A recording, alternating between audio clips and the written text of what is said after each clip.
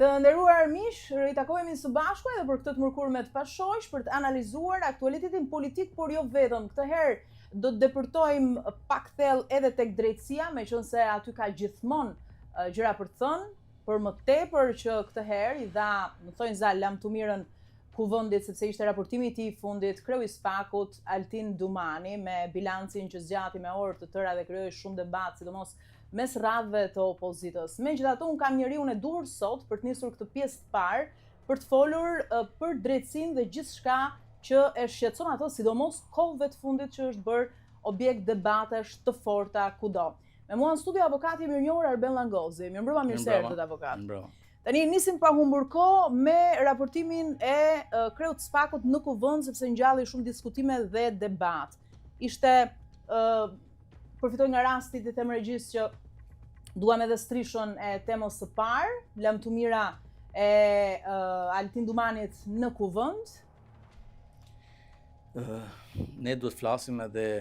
Nga çështjet e bujshme për cilat u pyet nga opozita, tha që nuk ka hetime, përmend këtu për shembull rastin e Amant Josifit, përmend këtu çështjen e shumë diskutuar Aruba, apo edhe të tjera që ndoshta ngjalli pak habi tek e fundit.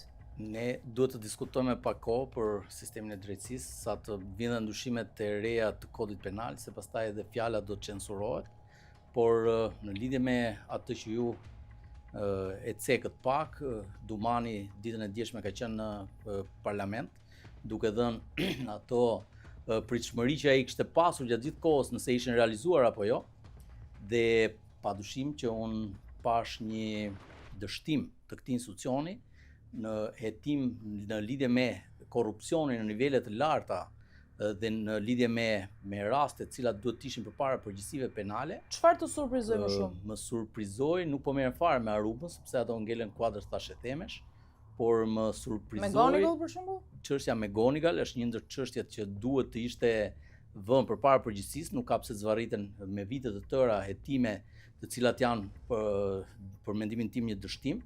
Kemi rastin e aferave të ndryshme në Bregdet, qoftë në Limionin e Sarandës, që kemi një hetim 4 vite e gjysmë që fle në prokurorinë e posaçme. Kemi hetime të tjera në lidhje me ministren e energjisë, që sërish kemi dështime, dhe aq më tepër kemi të bëjmë dhe me shëndetësinë. Janë këto afera të cilat jo vetëm se janë publikuar nga të gjitha mediat si skandalet më të mëdha që janë në vendin tonë, që duhet të ishin përpara përgjegjësisë personazhe dhe ministra të rëndësishëm të qeverive ndër vite, aty ne kemi një heshtje. Mos harrojmë që Ogerta Manasiliu, që është kandidate për Bashkinë e Tiranës, është një ndër personat më të implikuar në aferën në shëndetësi, gjë që nuk është në vend të ishte para kushteve të një paraburgimi. Ajo promovohet duke vënë në bashkinë më të madhe në vend. Dhe për mendimin tim, të gjitha këto afera, përveç se janë publikuar nga mediat që duhet kishte filluar hetim kryesisht, ato edhe janë kallëzuar. Një ndër kallëzimet për Manasiliun është bërë nga ana ime dhe po bën rreth 4 vite, 3 vite fiks që hesht dhe është akoma në hetim. Manasiliu me një të rënd të lapsit ka dëmtuar buxhetin e shtetit në lidhje me aferën e sterilizimit me 10 milion euro. Pra ka ndryshuar kontratë me një amendament dhe ka një 10 milion euro dëm. Dhe aktualisht kjo është e provuar, e konstatuar nga ana ime që është bërë depozituar në kallëzim penal, por njëkohësisht është depozituar edhe nga kontrolli i lartë i shtetit, që për mendimin tim është një ndër institucionet më serioz në vendin tonë, dhe ai ka konstatuar dhe në dijenin time dhe ky institucion ka bërë kallëzim. Pra kemi një sër ministrash të cilat në vend të ishin përpara masave të ndryshme, masa arresti të tjerë, ne shikojmë një dështim të prokurorisë posaçme, e cila më tepër për mendimin tim ka bërë një propagandë, është bërë me një zyrë shtypi që ka më tepër propagandë se sa ka një punë korrekte. Ajo që është për të ardhur keq, jo ju si media, ju ngeleni media më serioze, më korrekte, që transmetoni pa censurë çdo lloj veprimtarie, qoftë pro prokurorisë posaçme, sepse nuk mund të themi që të gjitha i ka dështime, por edhe atëherë kur duhet të kritikohet. Të mos harrojmë që në ambientet e prokurorisë posaçme i është hapur dhe një zyrë gjithë gazetarëve të gjitha mediave, që kjo është për mendimin tim e tmerrshme ta mendosh që media të bëhet palë me prokurorin apo me gjykatën. Media duhet të jetë gjithmonë të transmetojë në kohë reale, por njëkohësisht dhe të investigojë dhe të jetë dhe kritike kur duhet të jetë. Gjë që media shqiptare, për mendimin tim, është për të ardhur keq për nivelin ku ajo ndodhet. Të përjashtojmë rastin e pamfletit, gjitha mediat e tjera ngelen një dështim për mendimin tim dhe janë në shërbim të kësaj prokurie duke manipuluar opinionin publik dhe duke i dhënë ushqim publikut që një institucion është duke funksionuar. Pra kemi tepër një fasadë, si dhe gjithë qeveria jo. Ti po thuaj që SPAK është shtojtëse e qeverisë? Unë shoh që SPAK-u po vepron një lloj ashtu siç është duke vepruar edhe qeveria, që ne më shumë shikojmë fasada të lyera, më shumë shikojmë publicitet, shikojmë masa arresti na 4-5 masa arresti dhe ne nuk shohim përpara përgjegjësisë. Kemi Bardhyl Kolçakun, një general i cili ka shitur trojet shqiptare, ju ka dhënë oligarkëve, ja u ka falur. Dhe ne jemi para një rasti, nuk e kam me këto biznesmen, se nuk janë ata autorët e veprave penale. Janë këta që kryen vepra penale. Shtetarët, pushtetarët, patjetër, kemi Olta Xhaçkën. E din të gjithë, e di gjithë Shqipëria që Olta Xhaçka është përfshirë në aferë, madje është publikuar dhe një video që Olta Xhaçka ka qenë promotore dhe madje diskutoni generale që ministri do sot vendimet dhe të jemi përpara një rasti të tillë që prokuria e posaçme të vi në parlament dhe ta quajë si arritje që ajo ka hetuar, nuk pyet për emra, këto janë emrat. Kë emra do diskutojmë për Lefter Kokën, që kur është krijuar SPAK-u, Lefter Koka është bërë si maku në atë filmin e famshëm që zvendësonte gratë. Po se është dënuar disa herë. Po do dënohet prapë përsëri. Alçi Bllako, Lefter Koka, këto janë emrat që do luftoj SPAK-u. Pra që në fillimet e para, që në momentet e para të nisë si një betejë me krimin organizuar dhe me korrupsionin, unë shoh që SPAK-u është marrë dhe çfarë do të thotë për ty si njeri i drejtësisë përfundimi i mandatit të Altin Dumanit në dhjetor dhe ndrimi i leadershipit pra në SPAK? Unë nuk e shoh më tepër si një emër. Drejtësia nuk duhet të funksionojë me një emër që është Altin Dumani. Drejtësia do të funksionojë një tërësi. Leadershipi është i rëndësishëm për është i rëndësishëm, por gjithmonë prokurori është pavarur në kryerjen e hetimeve të tyre. Kështu që unë vlerësoj që institucioni nuk është një individ dhe nuk duhet të jetë një individ. Ashtu si në çdo institucion tjetër duhet të ketë kompakt dhe një institucion duhet të luftojë pa kompromis luftën ndaj krimit dhe korrupsionit. Në rasti konkret nuk mund merrem vetëm me një emër.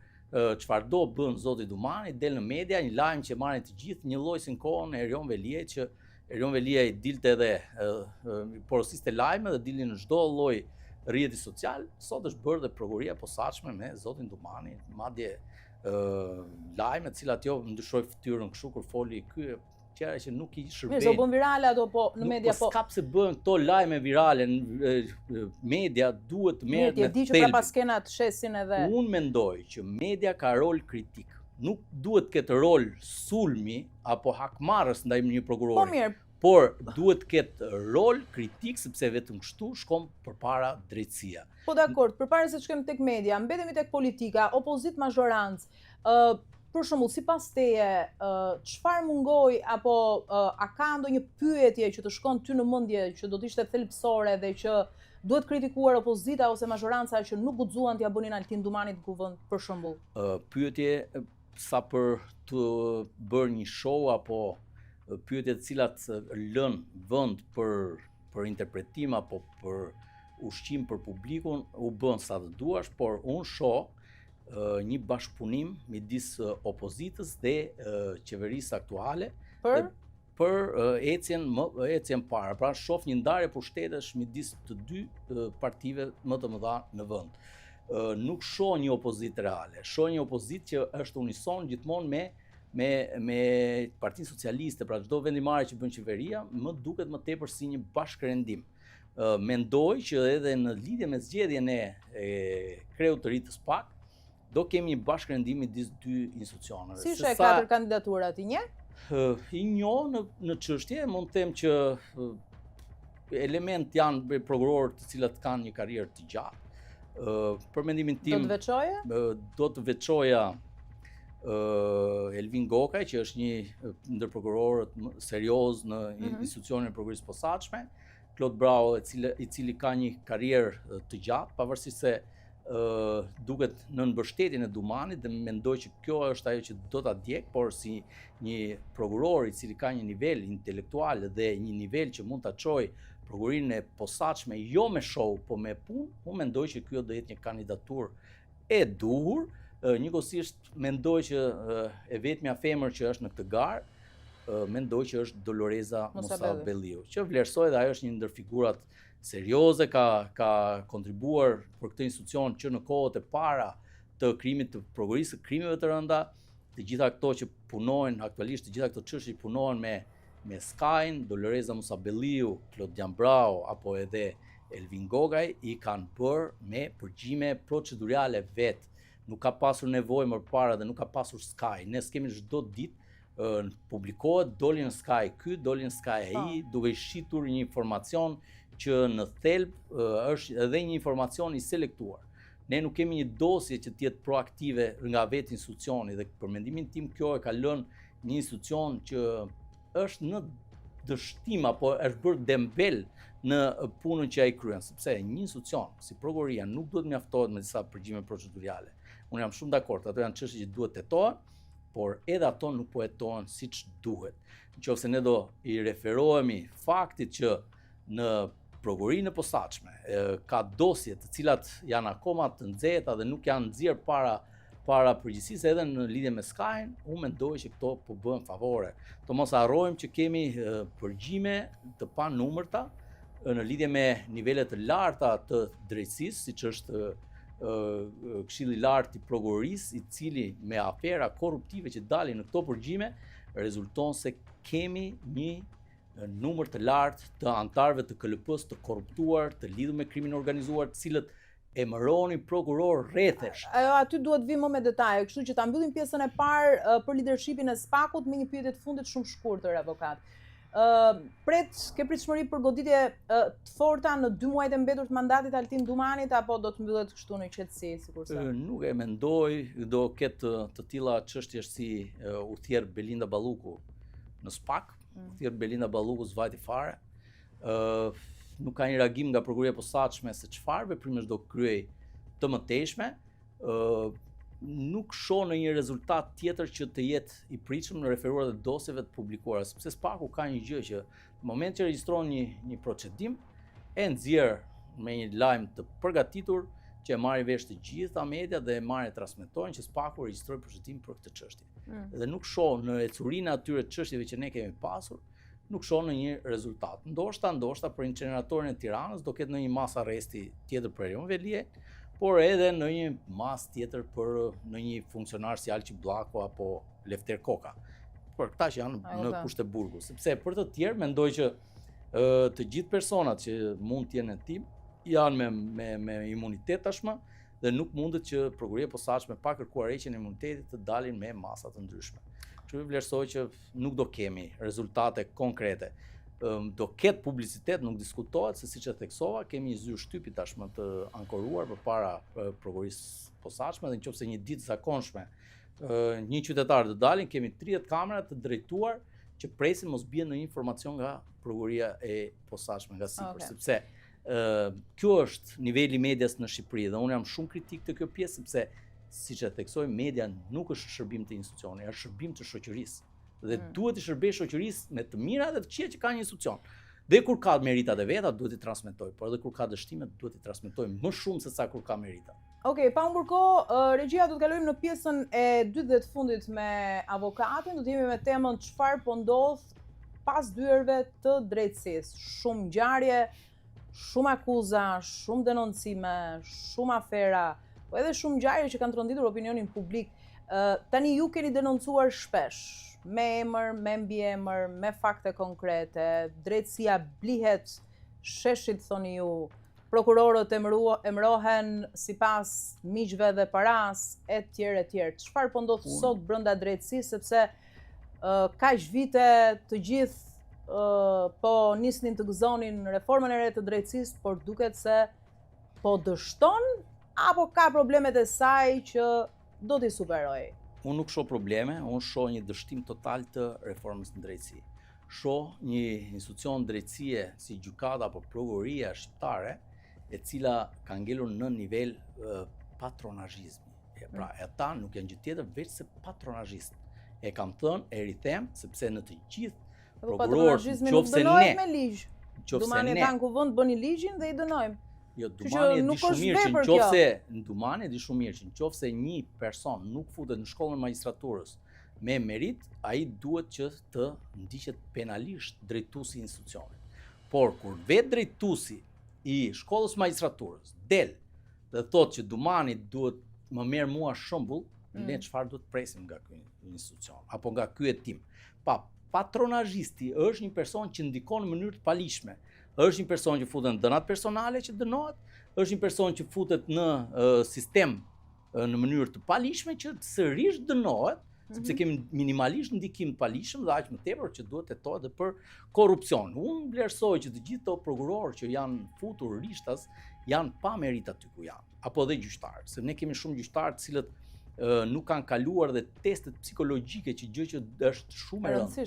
Është shumë e rëndë, sepse një prokuror që ka në dorë jetën, apo një gjyqtar që ka në dorë jetën e një qytetari, vlerësoj që dhe të mos ketë kaluar testin apo testimet psikologjike, mendoj që kjo është shumë e rëndë.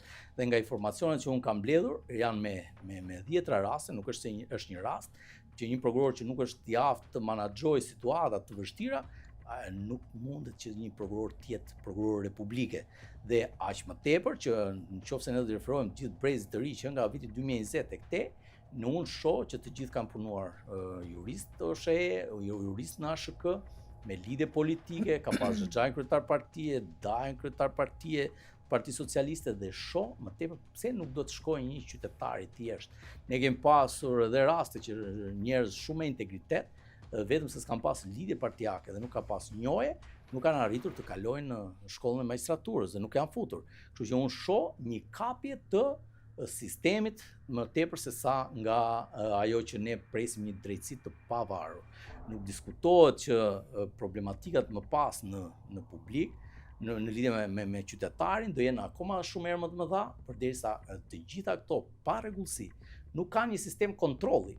Ne kemi inspektor të lartë të drejtësisë, i cili për mendimin tim duhet ishte shkarkuar prej vitesh. Kemi një parazit në sistemin e drejtësisë, i cili nuk ka bërë një procedim disiplinor për një prokuror, qoftë se ka shkelje të rënda. Ne kemi zvarritje procesesh pafund. Ne kemi qytetarë cilëve diskriminohen në gjykatat tona, në prokuroritë tona. Ne kemi prokurorë cilët jo vetëm se nuk veprojnë konform ligjeve, por me hakmarrje, me keqdashje, me veprime prepotente, prokurorë cilët të kanë një sjellje arrogante, dhe kur vjen puna, inspektori i lartë i drejtësisë ka 8 këshilltar, ka inspektor pafund, ka këshilltar për të bërë qoka, nuk është se ka këshilltar ai që ka me vërtet nivel. Ka çunin e Dvoranit, që është djali i Dvoranit, që është këshilltari i tij, ka bashortën e Rusmajlit, ka vajzën e rektorit të Universitetit të Tiranës. Pra, ka nivel të tillë, ka bashortën e komisionerit për të drejtën e informimit, pra kemi një sistem qoke, nuk kemi një sistem që me vërtet ka interes qytetarit. Çfarë do, besoj edhe ju e keni vënë re, që kohët e fundit ky titullar i institucionit del dhe bën reklam për sistemin e drejtësisë dhe mbështet gjyqtarët qoftë dhe se kanë abuzime dhe thotë që nuk duhet media. E ke fjalën për Artur Metanin? Artur Metani, pra, se ai është kyçi, ai është problematika e gjithë sistemit që është kau sistemi i drejtësisë në vend, sepse Artur Metani në vend që të marrë masa dhe të fillojë procedim disiplinor, del dhe bën publicitet në televizion, e thotë që mediat nuk duhet flasin, thotë se cënojnë rënd reputacionin e gjyqtarëve. Po çfarë do të bëjmë ne? Çfarë do të bëjmë ne kur një prokuror merr lek? Çfarë do të bëjmë ne kur një prokuror mban çështën 5 vjet? Çfarë do të bëjmë ne kur futen në shkollë magjistraturës pa transparencë ka do një titullar institucioni? Çfarë duhet të bëjmë ne për të drejtat e qytetarëve? Unë si avokat, mos flas. Duhet mbyll gojen ose cënohet imazhi falso këtij titullari institucioni që në vend të marrë masa i pari të fillojë hetim, ai hesht. Madje në shumë raste unë e kam prezantuar edhe si godoja i sistemit drejtësisë shqiptar, sepse është në gjumë. nuk ka bërë asnjë çështje që ai ta çojë në përfundim. Kështu që vlerësoj që sistemi i drejtësisë është një pikë aq kritike saqë qytetarët e dinë se në çfarë gjendje janë. Kemi divorce që shkojnë na 10 vjet. Kemi çështjet pensioni që po vdesin pensionistët. Madje kanë vdekur rreth 30% pensionistëve s'ka marrë të drejtën e procesit gjyqësor. Kemi procese gjyqësore. Kjo sa me zvarritjeve avokat vjen për shkak të mungesës burimeve njerëzore? Ka shumë gjykata me mungesë të theksuar për shembull gjyqtarësh. Vjen për shkak të mungesës së burimeve njerëzore, por është dhe kjo pjesa e zvarritjes dhe neglizhencës shumë nga gjyqtarët që kanë çështjet, sepse ka disa çështje që kanë prioritet. Për shembull, një pensionist nuk mund të presin pafundësisht sa të dojë gjykata dhe të gëzojë pensionin e vet. Por si kjo ka dhe çështje të tjera emergjente, pensionet ushqimore, madje ne kemi një rast, ka qenë fëmia 8 vjeç dhe aktualisht ka mbushur 18 vjeç, s'ka marrë pensionin ushqimor se ka bërë ankim babaj.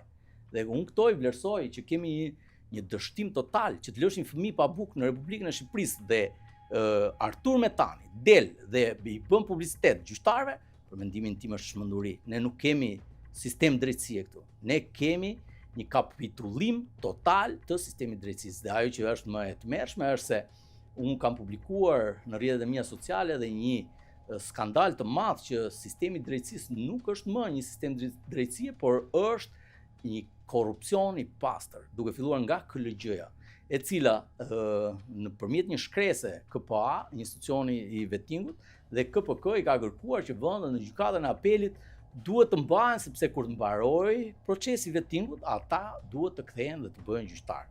Radhë parë njerëz kanë shkollën e magjistraturës se të jenë gjyqtar dhe kushti numër 1, me vërtet ata kanë statusin e gjyqtarit të gjykatës apelit në momenti që ata ushtrojnë detyrën si komisioner, por jo që ata me përfundimin e kësaj detyre të kenë të njëjtin status dhe të vinë të gjyqtar. Dhe KLG-ja këtu mendoj unë që ka korrupsion, i mban vende vakante duke i mbajtur për këta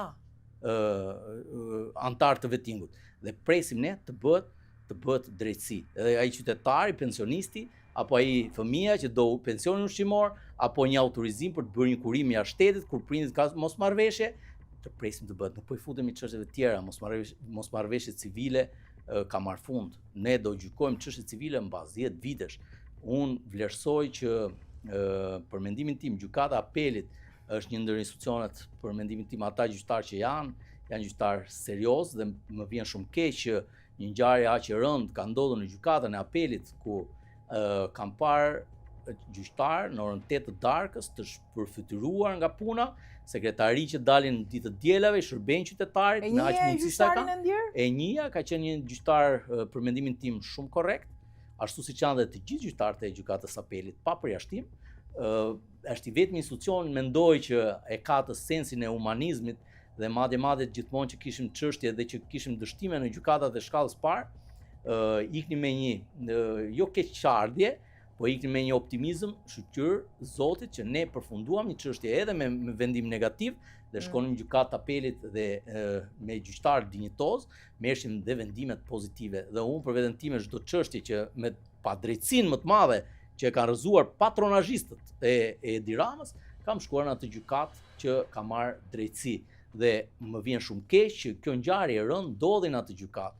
Unë i shikoj gjyqtarët në gjykatës apelit që është për të ardhur keq, shumë të trembur, nuk mundet që një punonjë sigurie të dalë dhe të parandaloj një person apo se edhe tani mbas kësaj ngjarje gjyqtarët e apelit apo çdo gjyqtar republike janë lënë në mëshirë të fatit. Nuk është se kanë ai kontroll apo siguria zero. Zero siguria, po le të bëhet publicitet pafund dhe del KLG-ja pa pikturpi, thotë që ne kemi drejtuar shkresë ne para 3 vitesh, i kanë dërguar një shkresë ministrit të brendshëm edhe drejtorit përgjithshëm policisë. Pa kanë depozituar kallëzim këto, sepse siguria, meqense se kanë konstatuar, ka të bëjë me jetën, me rrezikun e jetës, dhe duhet kishin depozituar kallëzim, duhet kishin filluar procedim. Se ky sistemi e ka dhe procedimin penal ndaj një ministri, fillon procedim automatikisht. Dhe bën mbledhje, shiko se ne për të justifikuar veten e vet dhe miliona euro që ato marrin nga buxheti i shtetit çdo vit.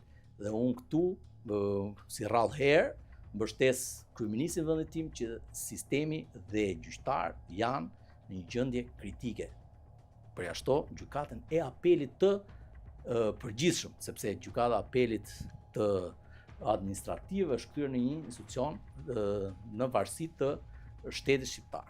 Aty vendoset çfarë do shteti, nuk vem kurrë që të bëjmë gjyq prezent me gjyqtar, shkojmë se ku do ankohesh? Do ankohesh për të voranin, po do ankohesh te djali.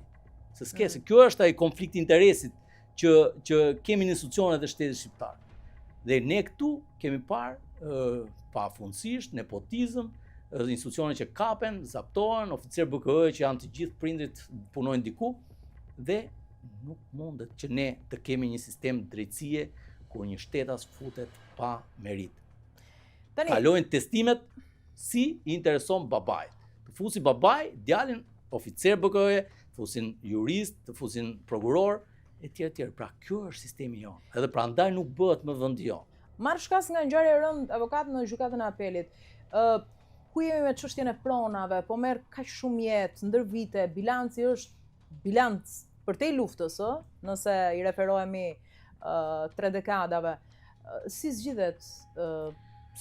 Çfarë mund bëhet, si mund të ndërhyet, a ka perspektivë se do të bëhet diçka? Po nuk ka perspektivë sepse përderisa në çështjet e pronave, gjyqtarët marrin rrushfet. Pra, kush paguan, do marrin pronë. Përderisa drejtësia nuk flet në emër të Republikës dhe flet në interes të xhepit të një gjyqtari apo një prokurori, nuk ka më drejtësi dhe nuk mundet, sepse me të drejtë do zvarritin këto çështje, sepse një gjyqtar i shkallës parë, pasi e zvarrin ja 5 vjet çështjen, e merr dhe disa lek palës kush e hedh çështjen në ankan, dhe më pas kur shkon gjykata e apelit me të drejtë do konstatoj parregullsi dhe do ta prishë çështjen sepse nuk mund të futet çështjes në merit, do e prishë çështjen, do e kthej për gjykim. Shkon, bëjnë dhe janë ankim palët në gjykatë lartë dhe do ngelemi një jetë të tërë në procese gjyqësore. Kështu që vlerësoj që problematikat janë te kontrolli. Raste, për mendimin tim, që një gjyqtar brenda një viti prishën mbi 4 vendime, do të filloj patjetër procedim disiplinor. Ne kemi parë raste skandal me një gjyqtare, unë i kam me një çështje ka 50 vendime të prishura dhe kur vjen puna e promovoj këtë gjë. E aftë shumë. Është shumë e aftë. Me një çështje 50 vendime të ndërmjetme të prishura nga gjykatat më të larta. A imagjino se ku jetojmë apo jo? Kjo është e tmerrshme që të mendosh të vesh përpara një gjyqtari të bësh çështje me 50 vendime të prishura në një çështje, kjo është e tmerrshme. Po ja, ky është sistemi jon, ky është Artur Metani. Ky është Artur Metani, për mendimin tim, është dështim sistemi drejtësisë sepse ky është autori kryesor i gjithë kësaj katraure. Madje është autori kryesor dhe i vrasjes së atij gjyqtari. Është autor, për mendimin tim, sepse gjyqtarja e cila dha vendimin që e gjykoi gjyqtarin në shkallë të parë e ka mbajtur 3 vite. Edhe Artur Metani vajti kërkoi mas disiplinore të pezullohet 6 muaj.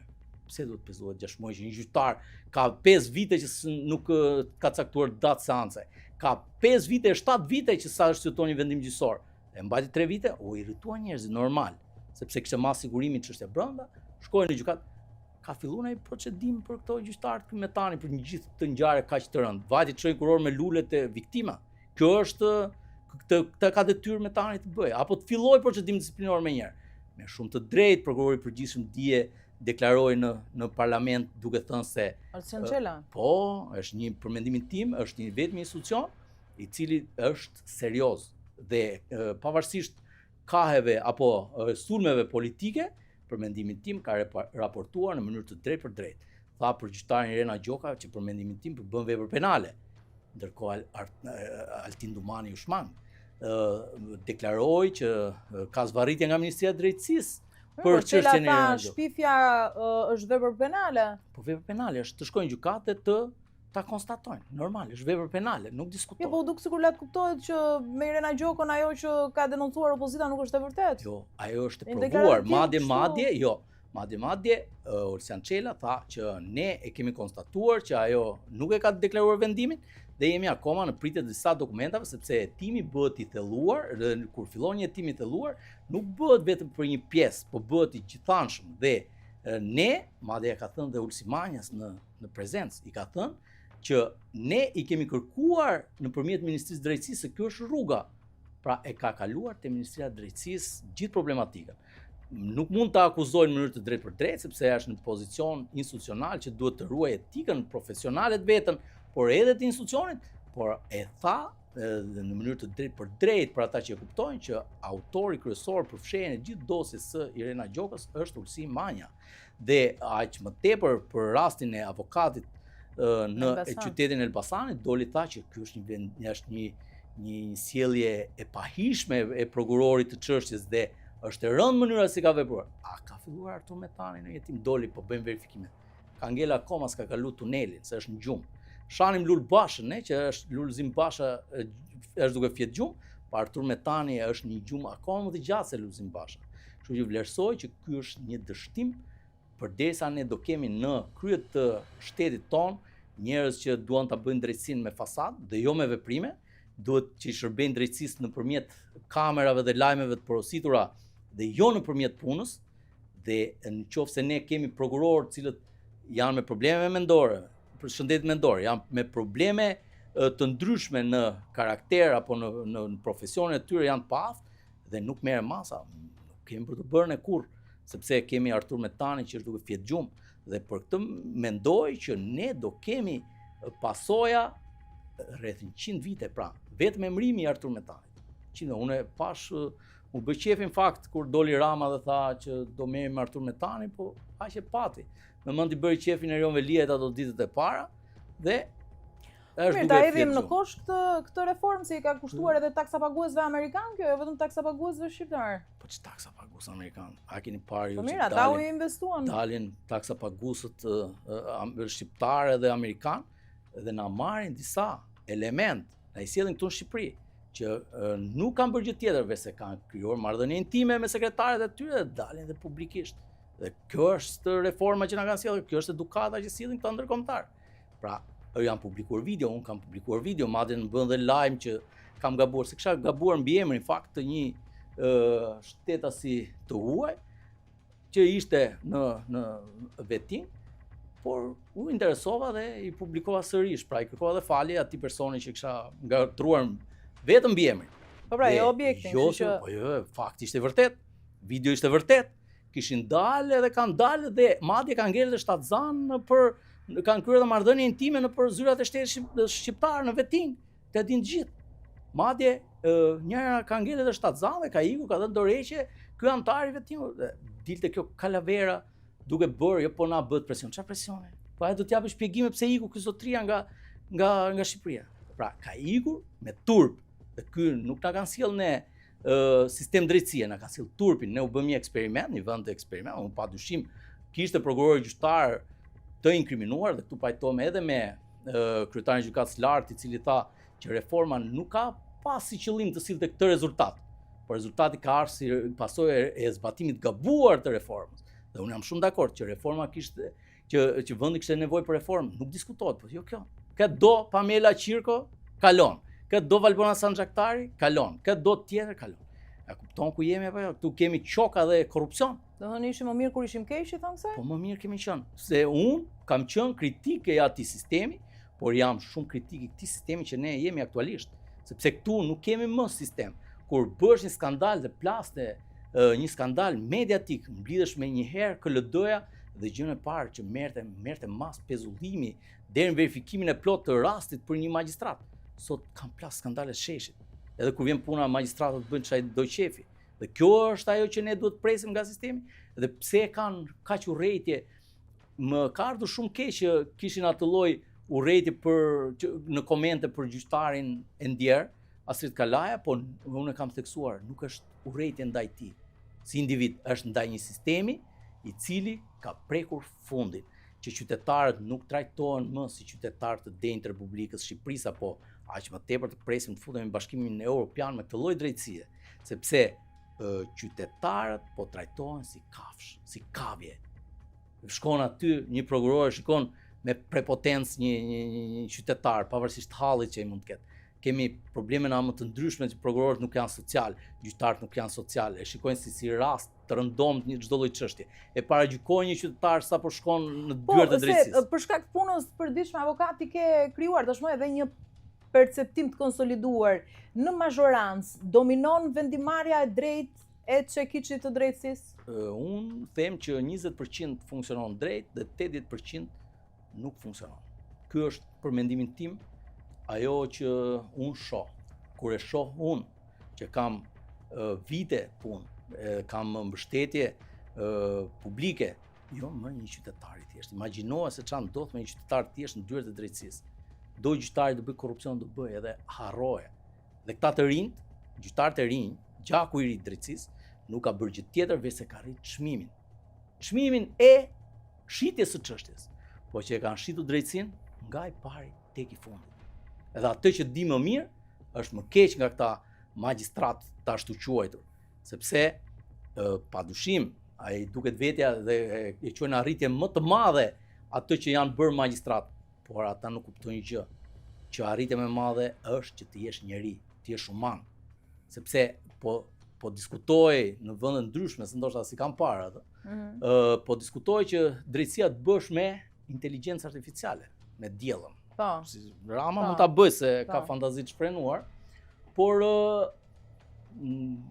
mblodhën të gjithë ata profesorët e drejtësisë dhe thanë që nuk mund ta bëjmë, sepse inteligjenca artificiale nuk ka frymën humane. Pra që të gjykosh një qytetar, do të kesh humanizmin, do ta shikosh në të gjitha aspektet, ta shikosh nga ana e kryesveprës, por edhe nga ana humane. Pse e bëri atë veprim? Dhe jo të gjithë, unë jam shumë dakord kur bëj një vepër të përsëritur, apo një vepër me vrasje, po ka vepra të cilat janë pa dashje, janë vepra të cilat nuk duhet të dënohen me masa të rënda dënimi. Dhe gjyqtari vetë e dënon sepse unë jam drejtësiare. Jam i rreptur, sepse kjo është drejtësia, se i rrepti pa bazuar në ligj, pa bazuar në anën sociale të një qytetari, e dënon maksimalisht sepse kjo është, kam një rast në Gramsh, 6.000 lekë të vjetra, burr e grua. Kjo është drejtësiare.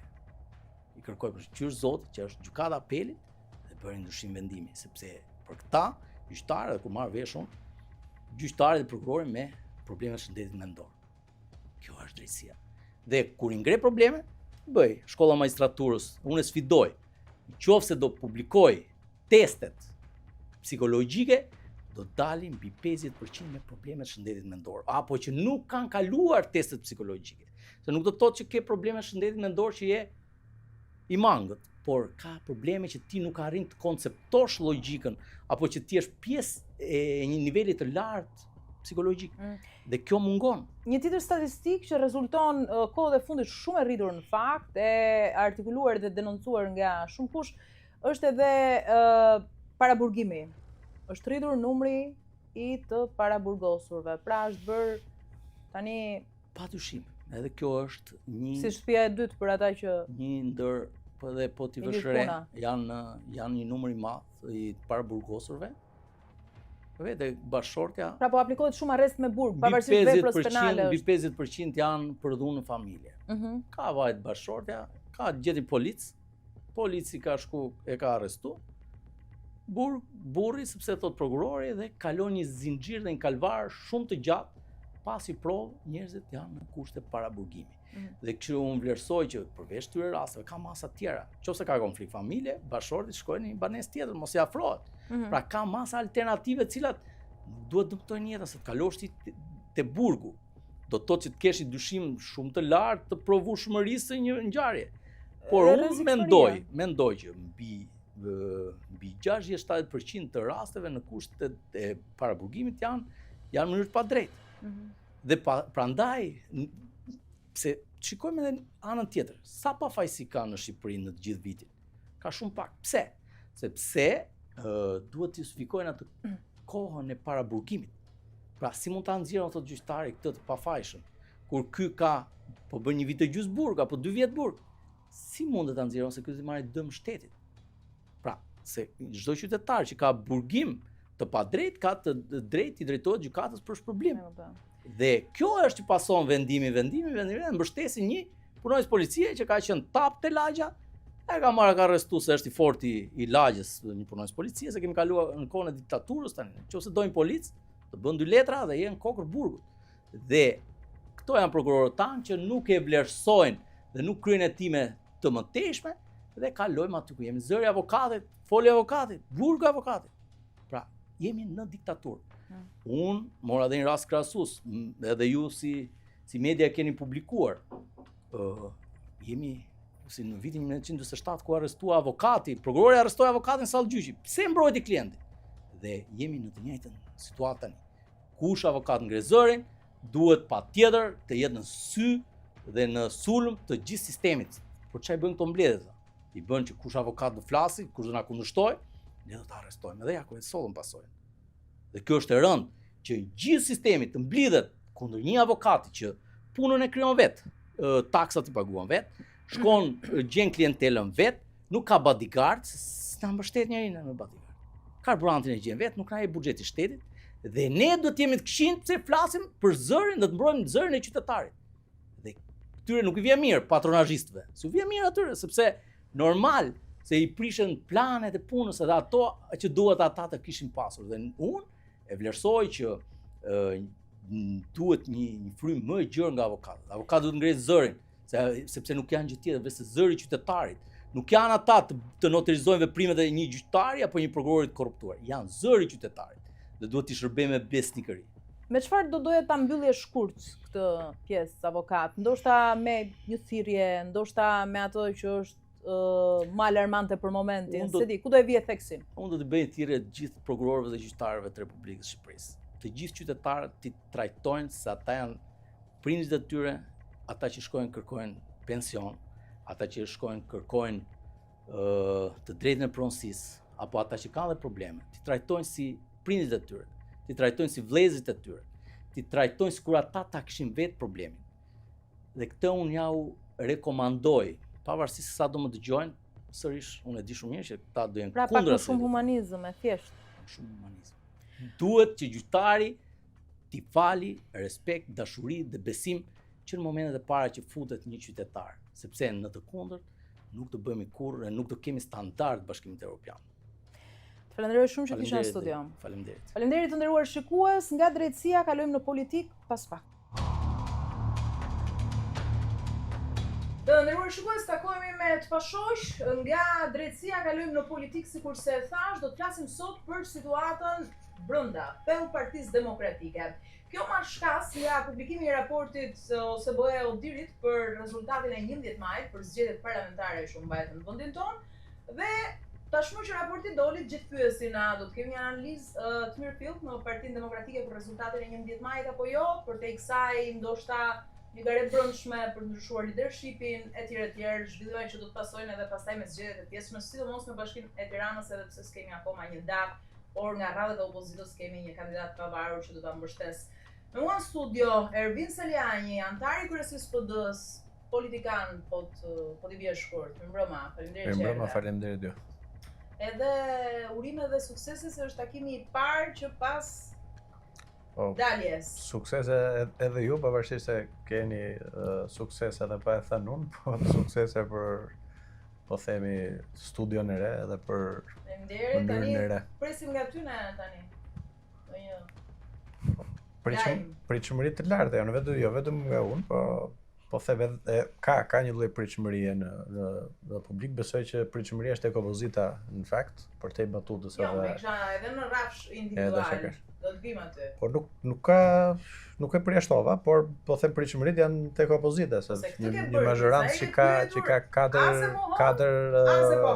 katër mandate. Okej.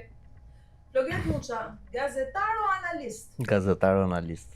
Mirë që gjeta, je shumë e saktë. Faleminderit që erdhe. Faleminderit shumë për ftesën. Të nisim me ty, Seliani. Si fillim, pyetja që unë bëra, që është edhe tema në fakt që kemi afishuar, raporti doli se ç'është justifikoheshin demokratët. Presim raportin, pastaj analiza, do të ndodhë analiza, ka ndonjë shenjë nga studia? Shiko, s'pari një raporti i pritshëm që doli, raporti përfundimtar, nuk kishte një diferencë nga raporti paraprak dhe praktikisht zgjedhje nuk ka pas.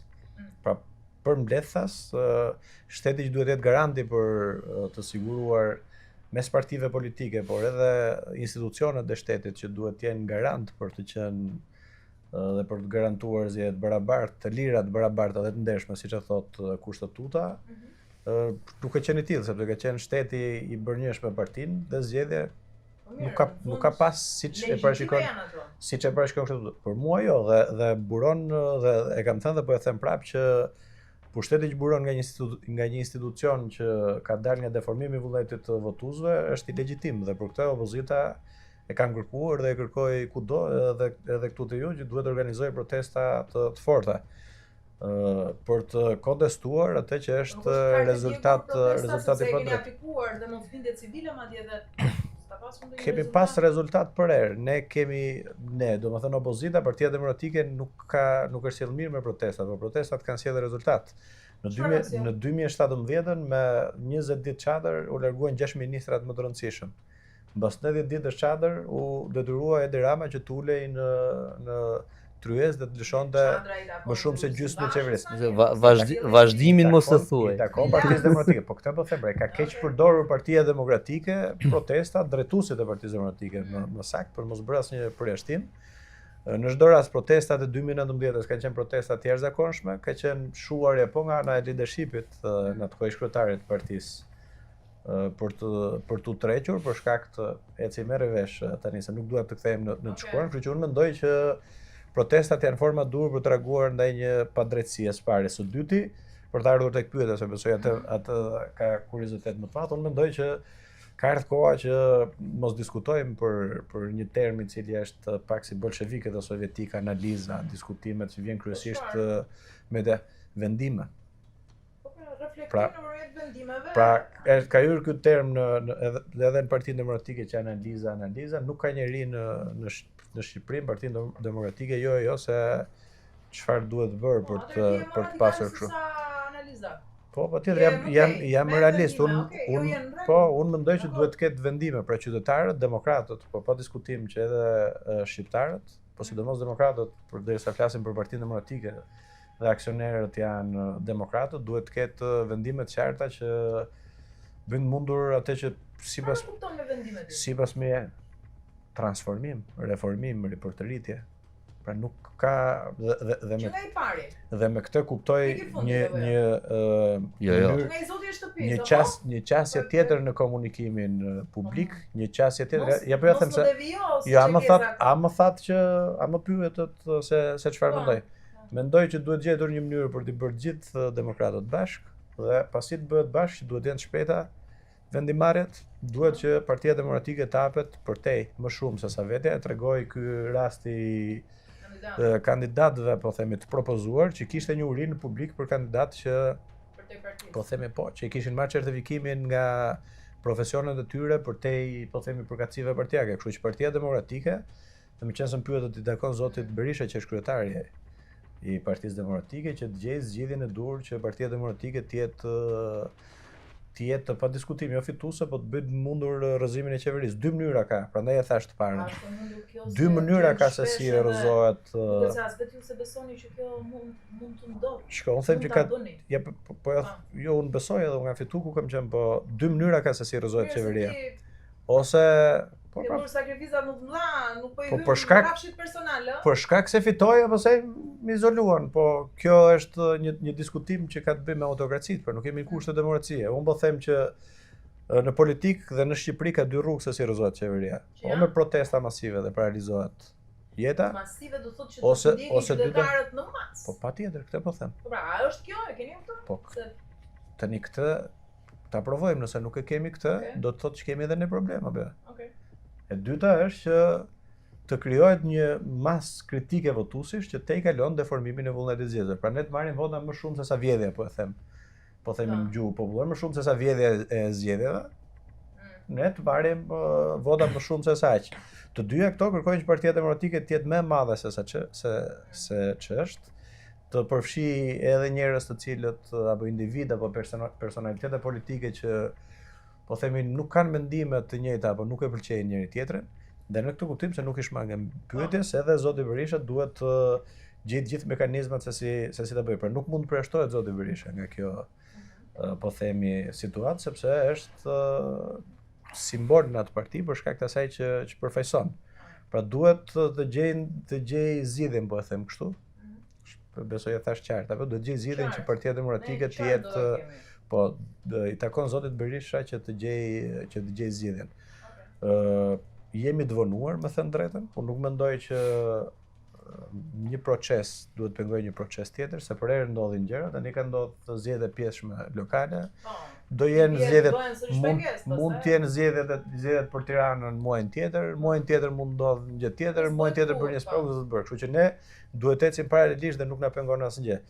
Në mendimin tim, po ky unë mendimin tim them edhe të njerëzve që përfaqësoj dhe që mendoj që mund të jetë më dura për Partinë Demokratike, mendoj që duhet të ecim me hapa shumë të shpejt sepse zgjedhjet e tjera erdhën.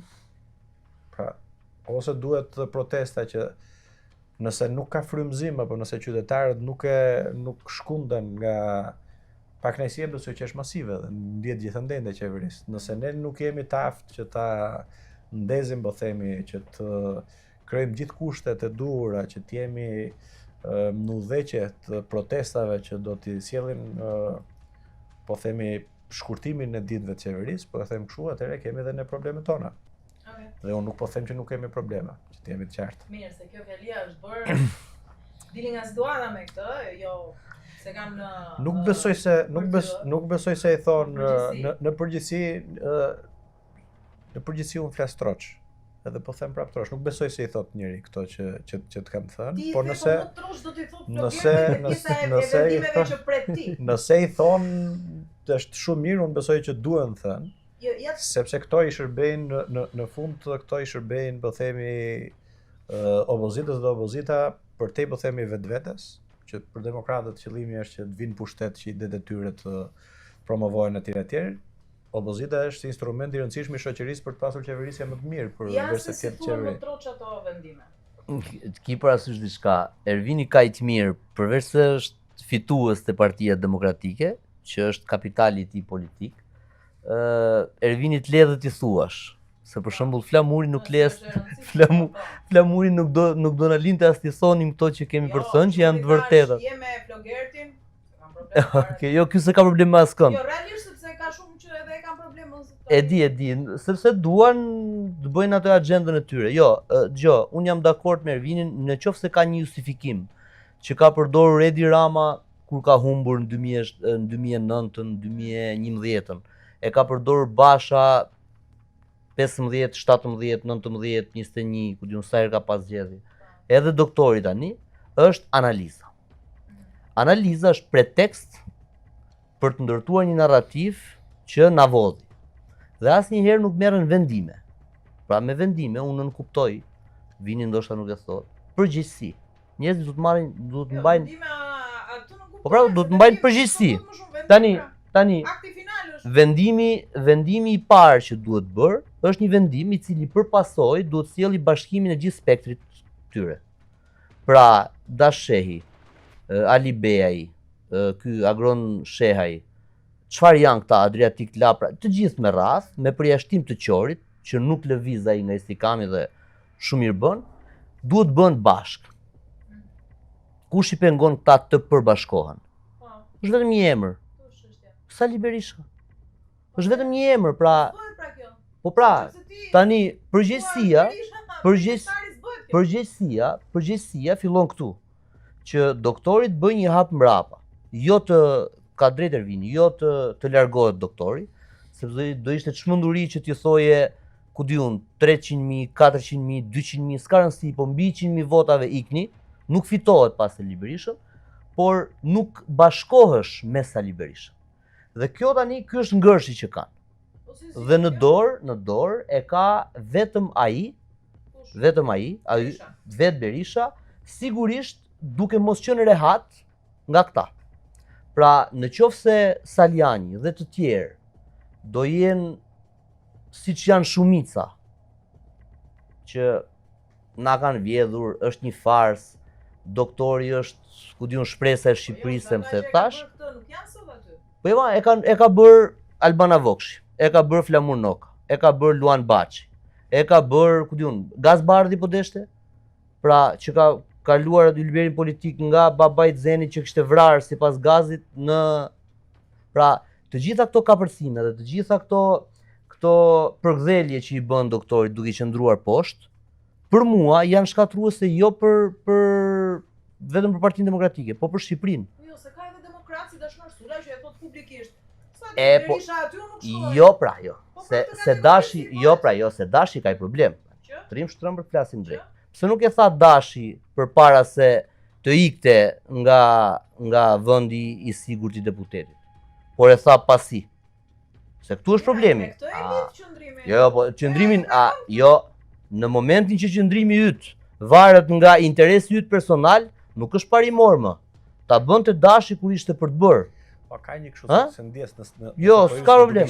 Duke qenë se flitet Bashkëbisedime bëjmë. Duke qenë se flitet për kolegë dhe kështu, pa diskutim që qasja e gjithë secilit është e ndryshme në publik dhe takon, po themi, leadershipit partisë që të zbusë dhe të gjejë mekanizmat për gjithë.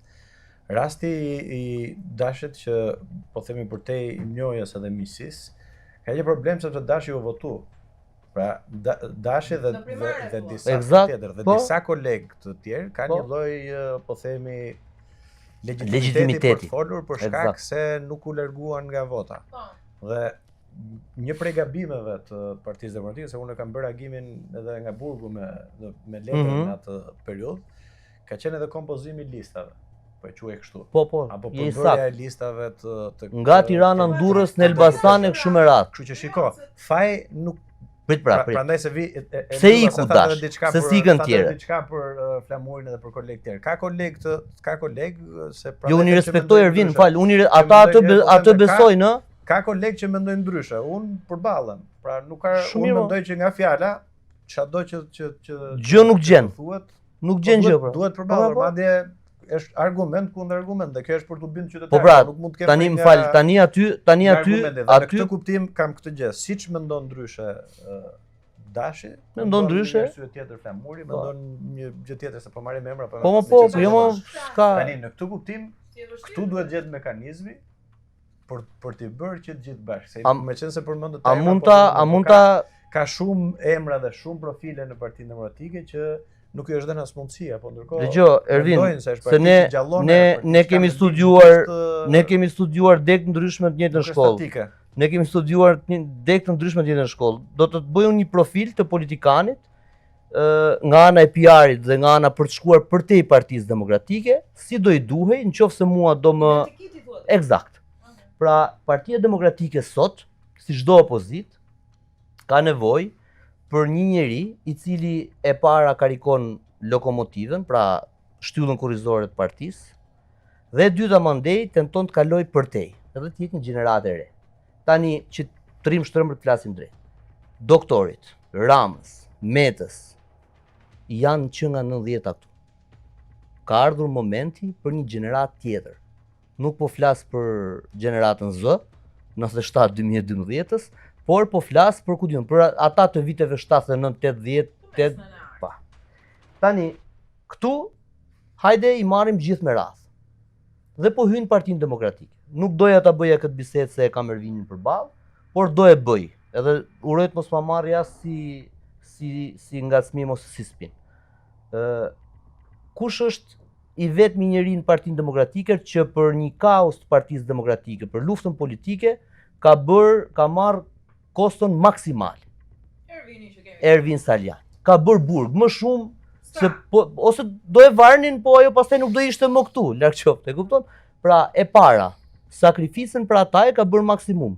Sigurisht ky kur e ka bërë atë sakrificë, e ka bërë duke menduar që po të vinte benefiti do ishte po ashtu maksimal, se ne shinim si ministër brendshëm këtë deri në 2017 kur ishin zgjedhjet. Jo, realisht, në kuptimin që ishte si Tahiri dikur, në kuptimin e denoncimeve dhe të betejës.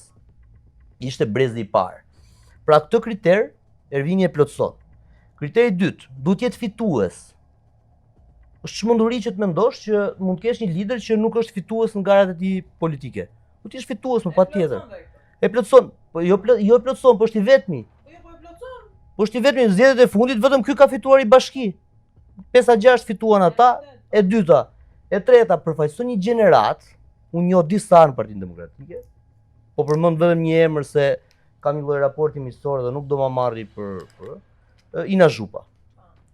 Pra, është një gjenerat aty, demokratësh të rinj, të mirë arsimuar, të artikuluar, që dinë të bëjnë betejë publike, që dinë të bëjnë të ngrenë kauza kështu me radh, të cilët po t'i thuash nesër që s'kan patur kur pushtet, po t'i thuash nesër Gon Shehajt, Adriatik Lapajt, Endri Shabanit, gjithë tyre që janë kundër Edi Ramës, me shumë gjaz do vinë dhe do bashkohen me Ervinin, me Ina Zhupën, me tjetrin, sepse nuk kanë asnjë argument që të mos vinë. Në të kundërt, ata do humbasin votat e tyre dhe do dalin kundër narrativës tyre. Tani, ajo që nuk po ndodh, ndoshta po ndodh por ne nuk e dim, është që kjo gjenerat, ky grup njerëzish dhe interesash në kuptimin e demokratëve, duhet që në një farë mënyrë të bëjë një presion pozitiv, jo t'i shpallin luftë Sali Berishës dhe të krijojë një fraksion tjetër se do ishte fatale për Partinë Demokratike,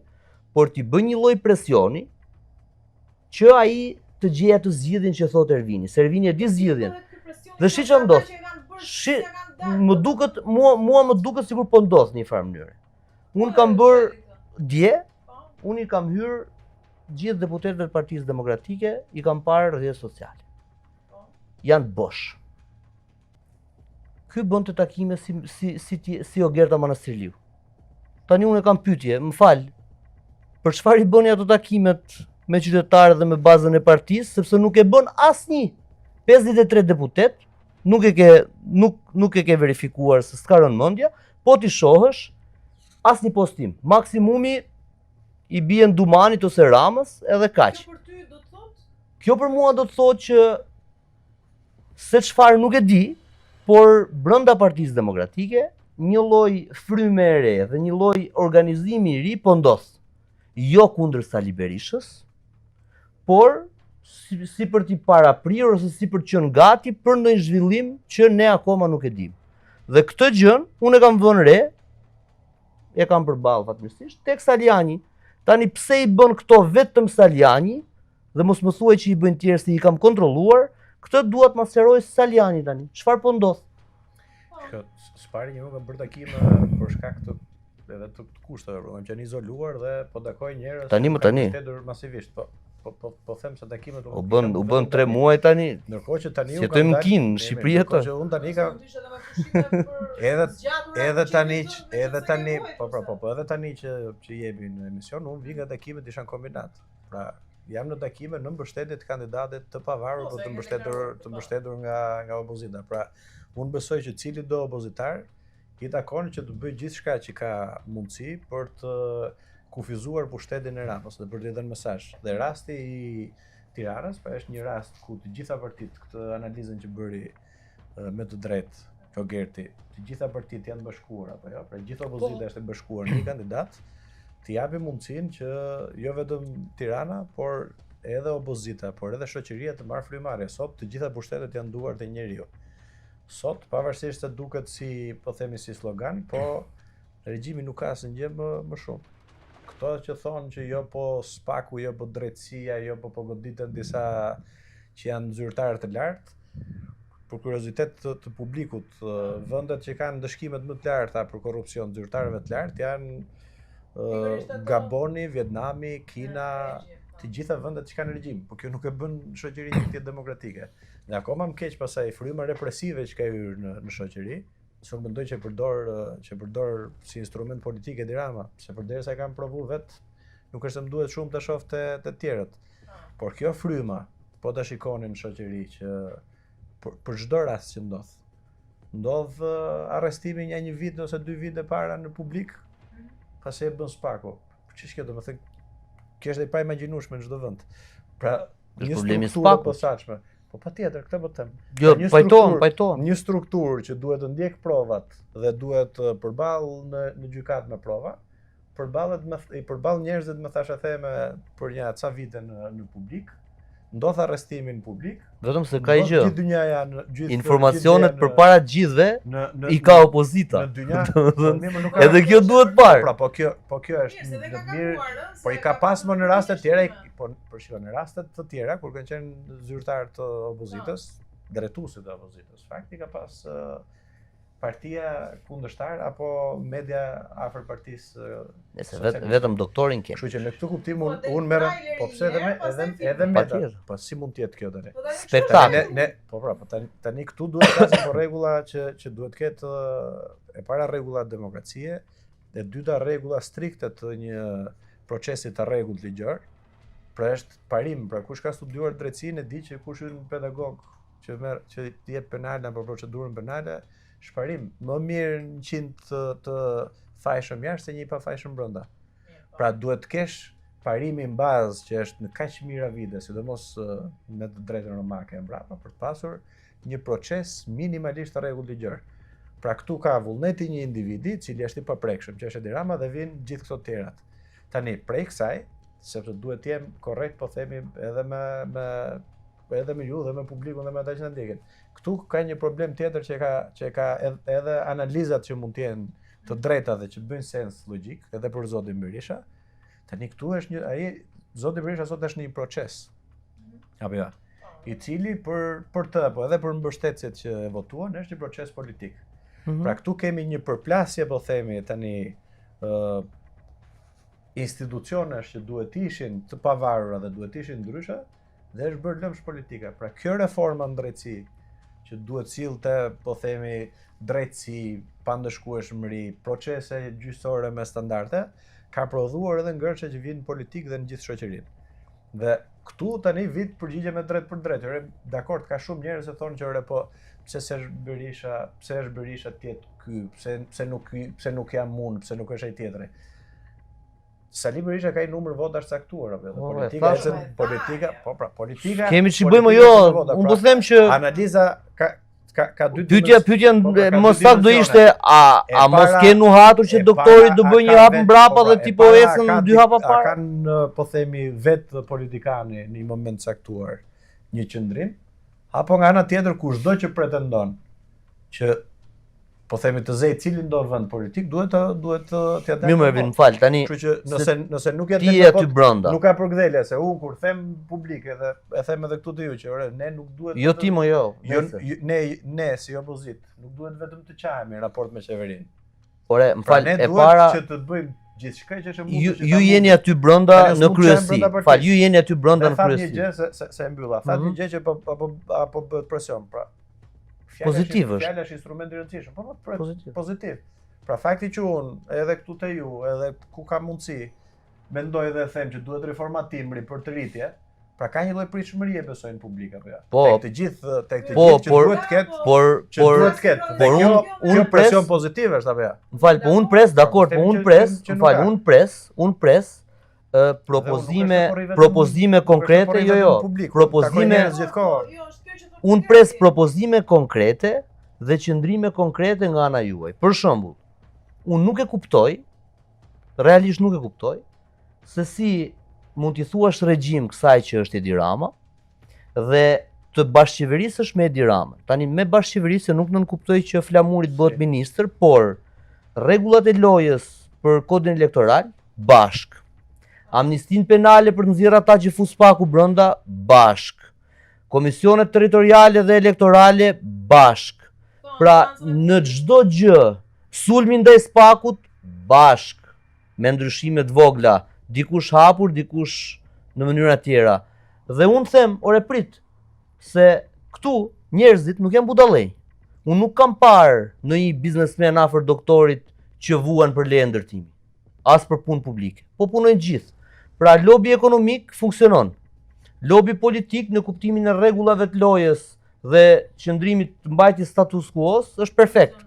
A mos është kjo dhe këtë mund të mendojnë njerëzit, qytetarët që na ndjekin, ndoshta unë ja fus kod dhe ata thonë ç'thot ky. Po mos vjen një moment që njerëzit thonë, di çfarë po? Ore këta janë bashk. Këta parat i bëjnë bashk, spakut i bien bashk. Rregullat e lojës i bëjnë bashk, rregullat e lojës i shkelin bashk. Të vegjëlit i menjanojnë bashk. Fal, pse duhet dalun dhe të protestoj dhe ta shëmb atje? Pra, kur më thua regjim, hajde më justifikoti mua një herë e para pse ose ti je fasade regjimit që shkon, betohesh në parlament dhe bësh pjesë e çdo makinerie që ngre regjimi dhe ti bashkë me të, Tani o je pjesë e regjimit se kjo nuk ka kuptim. Dhe unë prandaj them, në qoftë se në Partinë Demokratike do ketë zëra që do thonë e di çfarë Ervin Saliani, unë po të isha në kuvend, po të isha zgjedhur deputet, nuk do shkoja në atë kuvend dhe unë propozoj këtë akt politik. Nga nesër të gjithë ose ku diun e bëri gjingjoni diçka. Japim sa nga 1500 euro sa, dalim sa i mbajmë me buk edhe dalim dhe protestojmë. Është patjetër propozimi një amatori politik, qartazi, se nuk ka eksperiencë, ndryshe nga Ervini që është që kalama aty ose tjerë, por duhen propozime konkrete, po jo dile bërë ti të regjim, si Big Brother. Ai ka qenë propozim se e pasha dje që sqaroi që ne duhet të japim një lloj nuk i keq kuptohet. Jo, në rregull është ai gjithsesi. Jo, nuk se mori konotacion tjetër, por e ka pasur në logjikën nuk e kisha në atë. Edhe bën sens patjetër. Kush në kontributet vullnetare në parti, kush ka më shumë mundësi të japi. Duhet bëjmë një po themi organizim. Po ky raporti me regjimin. Dhe në këtë rast ai thotë, po shikoj tani nëse se e kisha edhe unë pyetje ato, po meqense hapi. Spari po ja u them që nuk ka një bashkëqeverisje, se bashkëqeverisja ka të bëjë me institucionet e ekzekutivit dhe me gjithë institucionet e tjera. Tani të bjem mirë, të bjem, po të bjem bën si naiv. Tani a doni të po themi përdorim vetëm logjikën. Nëse është kështu si thoni ju, që unë nuk e besoj dhe po ju them që jo, se unë kam bërë burg se denoncoj këta që vjedhin edhe bëjnë krime. Pra si mund të jemi njësoj? Jo, plasja duhet të vi. Ti të bësh burg dhe këta të ulen bashkë sërish. Është diskutimi që e rëndështë. Tani nëse është kështu si thoni ju, që mund të ketë edhe përdorime të tjera për të shuar zero opozitar, kjo drejt bie të regjim akoma dhe më i keq. Pra kjo nuk e që narrativën time që këtu jemi në regjim. Jemi në regjim. Po ju jeni pjesë e regjimit, jo përballë ti. Partia Demokratike për shkak të vendosjes apo të keq vendosjes në votimin sepse u votua vetëm ky sistemi që është sistemi se s'di çfarë fjalë që se më vijnë vetëm fjalë të këqija të ndyra dhe nuk do ta përdor, por që është sistemi më i çekuilibruar, më i pagjendshëm, më i keq për shoqërinë. Ky sistemi me as lista tapura as mbyllura. Edhe Damiani ishte habit kur ja kishte propozuar erdhi. Ishte një gabim i Partisë Demokratike për të cilën vetë, se kam qenë parlament në atë periudhë, kanë votuar pro amendamentit të partive të vogla për të qenë listat 100% tapura, se janë rekordet fatmirësisht. Dhe nuk ka pasur mundësi Partia Demokratike, sepse nuk i ka dhënë mundësi kundërshtari që të marrë koalicionet zgjedhore, që duhet të jenë të domosdoshme, pra nuk ka se si me ligj ti imponosh vullnetit partive politike që të garojnë të ndara, se nuk ka me demokraci. Është vendosur votimi atëherë për shkak të votës së diasporës, prandaj ka votuar Partia Demokratike dhe nuk ka qenë, po themi, një nështrim ndaj Edi Ramës, por ka qenë një zgjedhje detyruar.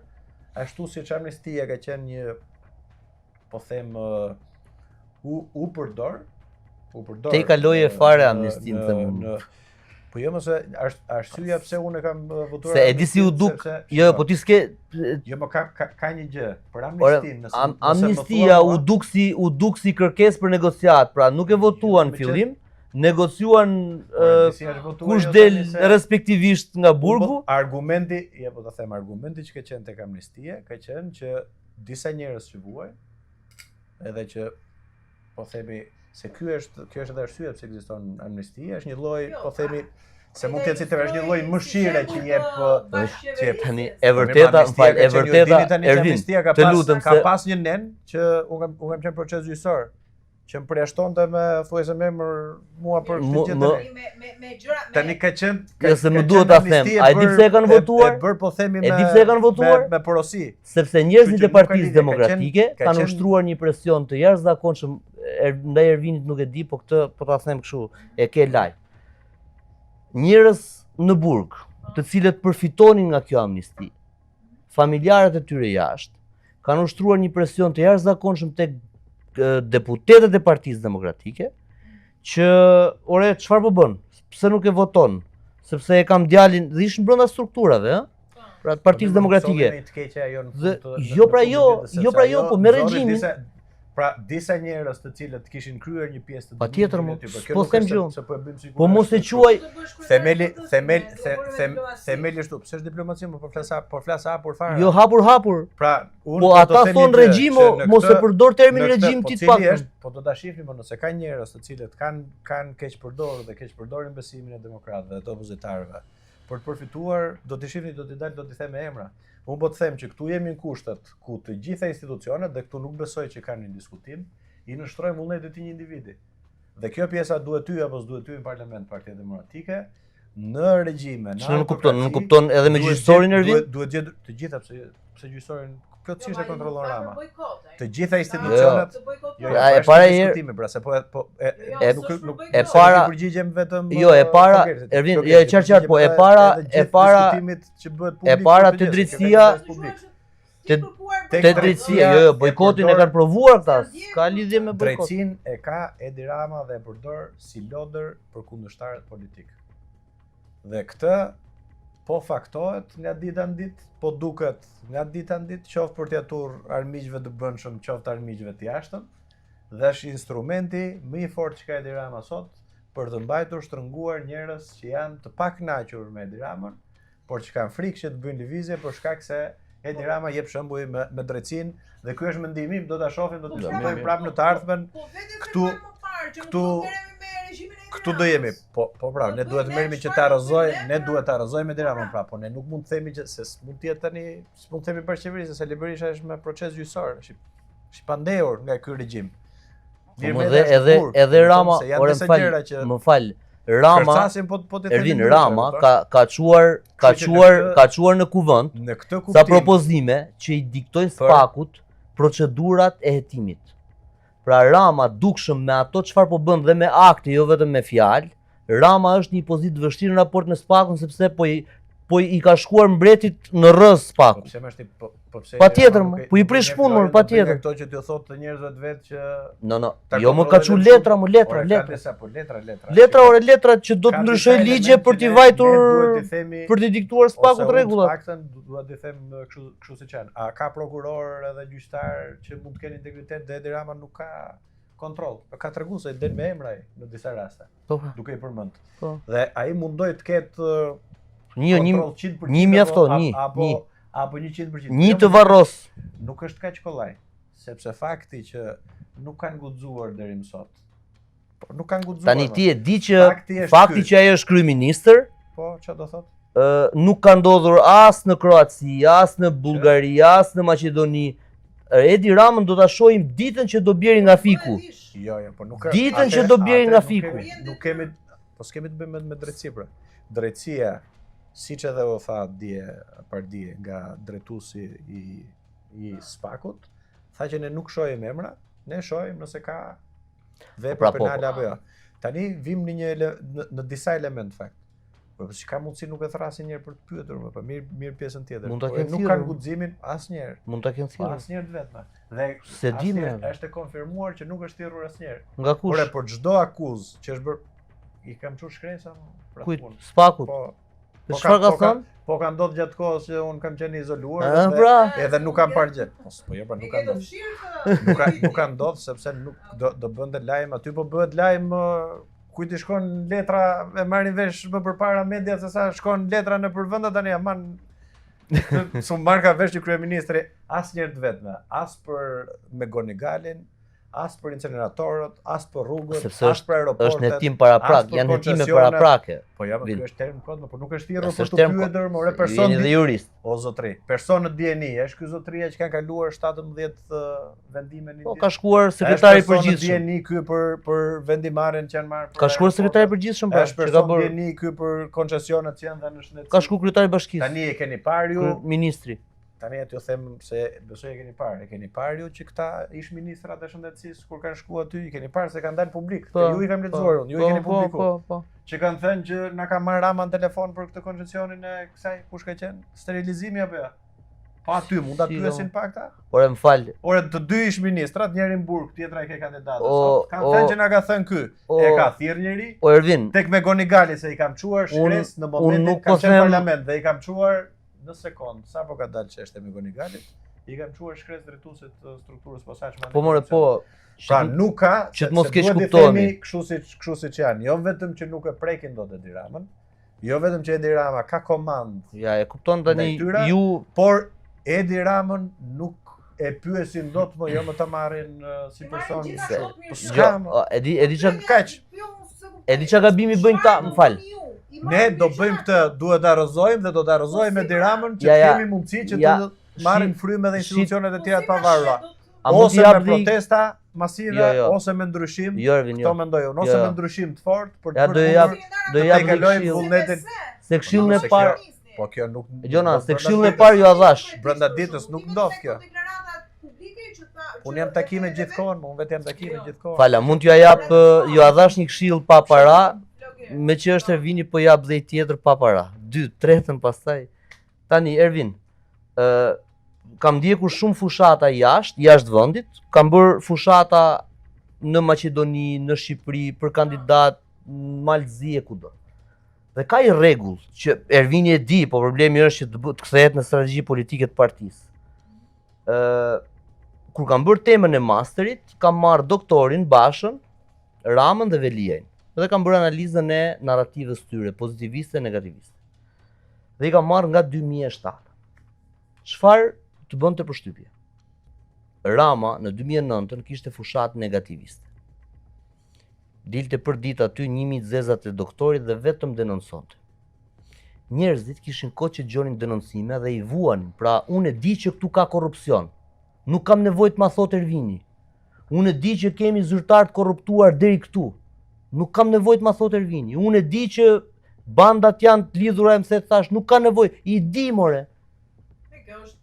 Bravo. Tani, çfarë bëri Partia Socialiste në 2000? Që dini, do të jetë e vërtetë që dini. Do t'ju jap. Kjo është e vërtetë. Jo, prit.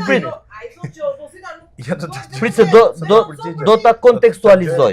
Do ta kontekstualizoj. Fal, do ta kontekstualizoj. Në 2009, 70% e fushatës Partisë Socialiste ishte negativiste, 30% pozitiviste. Ndërkohë që e doktorit ishte pozitiviste, si ishte në pushtet. Në 2013, me ardhjen e Blerit dhe mëse thash, se kam mbledhur gjitha të dhëna, urdhri i parë në strategjinë e komunikimit ishte pikërisht ky. Bëju pozitivist sepse njerëzit i dinë konstatimet që bën ti, një, dhe e dyta, shpresa e para dhe e dyta, që ishte themelore, ishte mos e trajtoni kundërshtarin si përbindësh, si diktator që nuk mundet. Po si ta trajtojmë, thotë Edi Rama, trajtojni si një gjysh që nuk ka më ta ka qeverisi Shqipërinë. Tani gabimi që bëjnë ta, e para, janë vetëm negativist, nuk kanë shpresë, nuk transmetojnë shpresë. Partia Demokratike, leadershipi atje se ti ishe atje kustuhet, dhe pastaj e dyta është që Ramën e trajtojnë si përbindësh dhe qytetari që është të shtëpia thotë më fal. Mua çfarë më duhet dalë kundër përbindshës të votoj. Po nëse fiton prapë ky më bën spektakël. Pra, strategji kryekput e gabuar, ndërkohë që këta duhet të mbjellin shpresë dhe besim te njerëzit që e para kanë ekip, lëre ato programet, se programe futun ChatGPT ta bën chati programin. Kush do ta zbatoj atë programin në shpytja. Kështu që ndryshimi i narrativës, shpresa me njerëz që demokratët ju besojnë dhe ju shkojnë nga mbrapa, si fillim me lokomotivën, pastaj për të kaluar për ditë. 2, hapja me Binajn, me Hasimen, me tjetrin dhe bashkimi i gjithë, dhe pastaj fillimi i trajtimit të Ramës, jo si i pamposhmi aty përballë, por si një lider i cili po humb busullën dhe po bie sepse është tani më i çakorduar dhe nuk di nga po shkon, se nuk di nga po i shkojnë ushtarët e mëse thash. Kjo do ishte këshilla ime dhe ndërtohej një narrativ dhe një strategji komunikimi fantastike, po kjo kërkon më së pari fytyra të reja që s'kan pasur pushtet. Tani s'pari pasi ka ndodh një A qëndron kjo që po themi herë, pastaj a mund ndodh? Jo mos ndoshta s'qëndron për këtë, se po t'ja thuash. Në parim. Po mirë, në zgjedhjet që sapo kaluan, Partia Demokratike ka bërë këtë gjë. Është marrë vetëm me fushat se çfarë do bëj. Do rris pagat me kaq, do rris pensionet kaq, do ta përqendroj këtë në infrastrukturë, do bëj këtë gjë me koncesione, do bëj këtë gjë me rrugët. Dhe mori një super rezultat Ervin që t'jemi. Jo, po them tani. 21-shin po them. Jo, po them në 11 maj. Vetëm këtë. E ka shmangur. Se doli edhe raport. E ka shmangur, pra me fushat negativiste në këto zgjedhje. Është marrë Rama. Është marrë Rama, po. Është marrë Rama. Pra nuk është se nuk është marrë. Tani këtu jemi në një diskutim tjetër, që pasi të vijë zgjedhjet, ti çfarë do të dalësh duke qeshur të ngjesh si debil që më vodhën zgjedhjet tu sa mirë kështu. Jo. Tani se kjo nuk është, po tani nuk do bëjmë të pra. Po tani shikoj. Tani vodhën zgjedhjet, po e them me taj. Tani kur të vjen dikush dhe kur vjen zgjedhjet dhe kur ndodh kapja e institucioneve, ti nuk mund të bësh se ngjan. Po nuk mund të jesh në këtë nivel. Jo. Kështu që duhet na vodhën zgjedhjet, ti the një fjali më herët që është lapidar për mua. Ne duhet të shkojmë përtej. Dhe përtej tani që të mundesh blerjen makinerinë e Ramës, ti vlla duhet frymëzosh. Ka ndodhur dhe ke konstatuar që ka ndodhur deformimi i vullnetit zgjedhësve, përdorimi i paras, përdorimi i administratës publike, përdorimi i drejtësisë etj. Ti do të thuash që ta kuptojnë njerëzit. Unë jam dakord. Më fal, ti je shembull i kundërt më Ervin. Po jo sta pranoj argumentin pra. Më fal. Ti dole me fisnikun atje. 2 djem trinj, ai djalë kavaje, ti djalë partie dhe fituar. Fal, a pat banda në kavaj vlla? Sunë di që aty bëhet nami. Ja pra po ta them. Si fitove ti? Atëherë ti pas ke qenë i përfshirë me bandat. Jo. Unë po ti pas ke qenë i përfshirë. Cila është e vërtetë? Ti pas ke marr u dashka pak jo punë. Ja. Jo se e di të qesha se kjo Gerde thotë që ti qenë ke marrë me bandat. Jo. Që kjo është e vërtetë edhe tani do dalë jo si qenë e vërtetë. Jo, si logjik, por si logjik. Se është Jo, si logjik, jo. Si logjik pra. Ti ke prishur rregullin o vlla. Ja që fitohet pra, këtu e ka. Si u fitoka? Që ka mundësi, ka disa zona, ka edhe në këto zgjedhje. Pra, Bashkia e Krujës është fituar mbas 20 vitesh duke pasur një ekip me çun, goca, të rinj. Bravo. Me Aulon Kalan. Po nuk po them që nuk ka mundësi.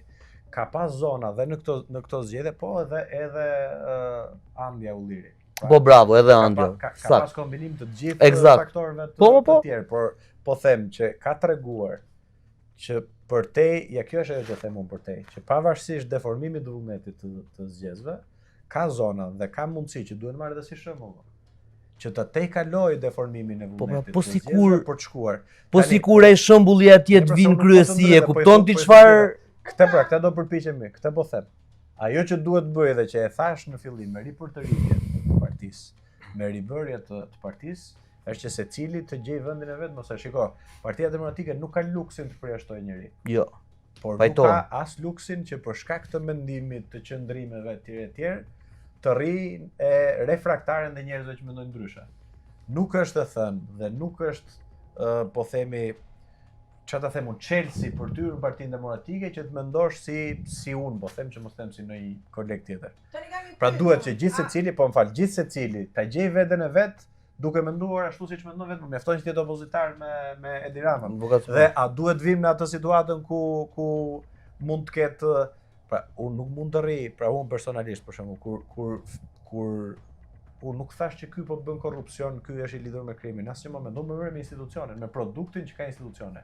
Unë e kam mbështetur reformën drejtësi, i inkurajoj prap strukturën e posaçme antikorrupsion dhe të gjithë po themi produktin që kanë nxjerrë reforma, po tani si mund të rrihen më thënë që sot qytetarët shqiptar kanë mesatarisht apo ju duhet 10 vite mesatarisht që të përfundojnë një. Jo, kjo është reformë për 5 veta, jo për 2.500.000 tjerë. Jam dakord. Ti jem edhe unë, do ta bëjmë kështu tani. Jo, dakord. Ti jemi ai të gëzuar se po hyn 20 veta në burg. Jo, duhet për gjithë. Ktu ka një gjë që ka po bëhet dami se janë në kërkim se as nuk kanë hyrë 20 veta në burg. Ndërkohë që thuajse 120.000 dosje rrinë 10 vite në përsëritar, ka 120.000 pa shqyrtuar akoma. Tani mos e them unë këtë. Jo, patjetër. Po mos u tha, nuk rregullohet. Duke u thënë kjo vihet tek propozimi. Organizatë kriminale nuk i thua Altin Troplini apo jo? Unë po të them këtë që them unë, pra. Tani unë po të them që duhet që narrativa në publik, e cili do që ka një përgjegjësi publike, se edhe kjo pjesë e kështu, institucionet e drejtësisë, edhe SFAKu, nuk është lule mos më prek. Janë Jo, institucione patjetër. publike, është e paprekshme në kuptimin e goditjeve të pandeshme, e paprekshme në çdo lloj forme që mund të merret për keq. Por forma e kritikës në publik për të gjithë institucionet që paguhen nga taksat e shqiptarëve, po kjo e bën që të jetë demokraci. Po jo kriminalizimi. Jo kriminalizimi, Ervin. Ka i diferencë. Pra spakut hajde i biem sa duash për shumë shka. Por jo ta kriminalizosh. Merremi me produktin. E ka bërë të njëjtin gabim dhe doktori, ai Velia i more. Si doktori. Merremi me produktin. Produkti i reformës në drejtësi është që qytetarët shqiptar ju duhen 10 vite që të marrin të drejtë nëse e marrin. Para jush para Çfarë them tani? Por më në fund ama Ervin, Po sa themi këtë? jo ta themi, por themi edhe këtë tjetër. Reforma e re, drejtësia e re, Edi Rama drejtësia. Që ke votuar dhe ti?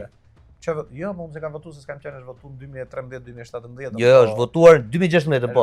22 korrik. 2017. Unë kam qenë. Por them ti Kam qenë në aktivitet. Po pra, e ka votuar kush e ka votuar, po. Luli. Është votuar, në atë rast. është votuar ndryshim. Sa me dhunë, sa me qef, por u Jo, bë. për të qenë korrekt, unë edhe me ju dhe me publikun është votuar me 140 vota ndryshimi kushtetues. Në të gdhirt 22 korriku. 6 ligjet e reformës në drejtësi të rëndësishme, përfshirë ligjet për spakun, për BK-n edhe një sër institucionesh tjera janë votuar me 84 vota nga koalicioni Partisë Socialiste në atë moment. Pra u prish, po themi atë dagorësia. Po, e vërtetë është. Ndërmjetësimin e ndërkombëtarëve. Duke thënë këtë, unë them që jemi rrugë gabuar, se po nuk e tham ne. Si do rregullohet? Po thonë që mirë, vazhdon situata që po vazhdon mirë. Dhe pa diskutim që narrativa, ndryshimi, se ka dhe një gjë tjetër, më varet kush e thot. Jo, këtu jam dakord. Në komunikimin politik po dhe publik, dy elemente janë të rëndësishëm. 3 fare, çfarë, si dhe kush. Çfarë thua, si e thua, kush e thot. Dhe duhet këto 3, po themi, element ne ti bëjmë bashkë. E kam dhe i polemik të fundit. Dhe nëpërmjet kësaj e bëjmë polemik sa done më, po. Jo, unë besoj këtë që problemi unë dua të zgjedh çfarë mendon ti, problemi themelor se e thash edhe këtë po se bëjmë polemikën. Jo, nuk jam te drejtësia, jemi tek PD-ja, unë po them këtë gjë. Ja se tek PD-ja po vi. Kushdo që do ndryshim edhe në PD, edhe në PS, edhe në partitë të tjera, nëse nuk bie, po themi kjo që ju thoni përbindesh, po pa diskutim, nëse ke gjithë institucionet, përbindesh je në kuptimin e përqendrimit të pushtetit. Duhet taktikisht të veprojnë ndryshe. Nëse nuk bie dhe nuk rrëzohen, i gjithë ky element nuk vjen dot te gara. Pra ti e ke për shkak të sistemit zgjedhor, atë flasim hapur. Nuk ke gara më as në parti politike, as jashtë partive politike. S'ka për të patur sërish për parlament. Pra i ketë bllokuar atë gjitha. Ata dhe nëse janë nuk e zgjidhim nga janë koka po themi problemin, po, do të jetë problem për gjithë. Kaq, ky është diskutimi, kaq. Personalisht do mjaftohesh vetëm me këtë retorikën publike, me nënkuptime. Jo, më nuk do mjaftohem vetëm me këtë. Unë po them atë që kam thënë qartësisht. Dhe po e them edhe këtu te ju. Partia Demokratike duhet të për të rihet, të reformohet dhe të jetë e gatshme për të ndryshuar. Kaq më thotë ça pret ti tani? Unë do bëj gjithçka. Ja po them, unë do bëj gjithçka që kam mundësi, por ky nuk është moment të garë. Pra unë këtë kam mundësi. Do ketë një garë vitin tjetër. Që do them. Vitin tjetër më ka garë. Nuk është se Ky ka mbajt burgun. Për guxim, po kjo nuk është çështje guximi, kjo është çështje logjike politike për të bërë mundur që si mundet Edi Rama. Tani duhet bëj një gjë që ta çaj opozitën apo duhet bëj përpjekje si. Jo, Ervin, ka zgjedhje vitin e ardhshëm. Doktori ka thënë që ka zgjedhje vitin e ardhshëm për kryetarin e Partisë Demokratike. Se i morën mandati. E thënë ndryshe, ju do ishit i gatshëm para se sa të shkojmë në atë moment që është prill. E kuptova, mos viti 2026. Ne duhet të ecim me procese shumë të shpejta për të ndryshuar tani, për të pasur mundësi që të përballemi. Nga prilli vitit tjetër janë thuajse 7-8 muaj pastaj zgjedhjet lokale. Si mund të jetë ky diskutim tani, e kupton? Vit për vit. Tani në mënyrë statutore është e përcaktuar ashtu. Prandaj unë po them që duhet që tani, dhe unë po e kërkoj tani, ju thoni çfarë do bësh atëherë? Unë po them tani, ne duhet të jemi Partia Demokratike, duhet që të ecë në mënyrë të shpejtë, shumë më të shpejtë se sa në kushte normale, për shkak situatës jashtëzakonshme, duhet të ecim me ritme të jashtëzakonshme që të kemi mundësi të rrëzojmë atë mundi me dramën. Qershor, Kështu që korrik, maj, qershor, korrik, po heq majin, qershor, korrik, gusht, shtator, tetor. 5 muaj. Ti thua të ecim shpejt. 5 muaj nga data Nuk kemi e ecur zgjedhjeve, ju nuk keni ecur fare, mo jeni në vend. Çfarë domethënë, çfarë pret ti të ecim shpejt? Për 7 muaj ku 5 muaj keni qenë dremitje komplet. Deri tani nuk ka qenë. Unë e kam për Partinë Demokratike. Po pra, Partia Demokratike, patjetër, sa dhe unë Partinë Demokratike. Partia Demokratike ka Jo se unë ju ndaj ty nga Partia Demokratike. Ka ndjekur një strategji që këto 5 muaj nga zgjedhjet të dokumentoj tek denoncimi i deformimit vullnetit. Dokumentimi. Po. Që të mos ndajmë në këtë periudhë, po themi vëmendjen në publik mes çfarë do bëhet në PD. Rezultati, vëlla. Tani që doli dhe raporti përfundimtar rezultati i Osubodirit, do flasim, do por rezultati këtyre 5 muajve që dokumentuan këta, cili është? Po themi, kush edhe ekspertët e Osubodirit, edhe një pjesë e opinionit publik. Kush është sot në qeveri? Që zgjedhjet në Shqipëri, po mirë, me vjedhje. Këtu është diskutim. Ore më fal. Me vjedhje. Ore më fal. Ç'është kjo? Po them pra, nuk duhet ta themi më pra. Po deri tani u përgjigja. Po këtë po e them pra, po i përgjigjem një flogertit që thotë që ç'a ndodhi deri tani ndodhi kjo. Tani po vite te pyetja juaj me të drejtë, ç'a do bëni? Tani e mbrapa do ecim me ritme shumë më të shpejta për të bërë këtë që pret gjithë. Jo, e pyesim ndryshe, po mirë mo. Unë nuk po bëj. Në qoftë makina nuk ecën me shpejtësinë e pretenduar tëndën, se ti e ke gjën kohë kur thua do ecim shpejt. Ervin Saliani çfarë do bëj? Në kuptimin përveç narrativës që do dalësh, do vish tek ne do thuash jam I pakënaqur, dakor. Jo, nuk them. Akte po, vendime Ervin, jo analiza. Unë po propozoj, nuk po them atë, por makina do ecë shpejt. Sepse je optimist. Të gjithë elementët që ndodhin, po themi, në jetën. Ke biseduar ti për në jetën e brendshme. Për këtë lloj perspektive tani afër për shembull. Jo vetëm afër, por që kur kam dalë unë po këtë po diskutoj. Jo, pikërisht për urgjencën e Unë këtë po diskutoj publik, pa diskutim që e kam thënë dhe në institucionet e brendshme të partisë. Dhe po rezervohem për të thënë të gjitha, pikërisht për këtë arsye, sepse do t'i them në strukturat e partisë, dhe nëse do të ndodh që unë nuk besoj që nuk do të ecim me ritmet e duhura, do të vi këtu te ju dhe do të them që shiko, unë kam marrë këtë vendim për shkak se kjo gjë nuk po ecet. Duhet pres. Ka gjithçka kohën.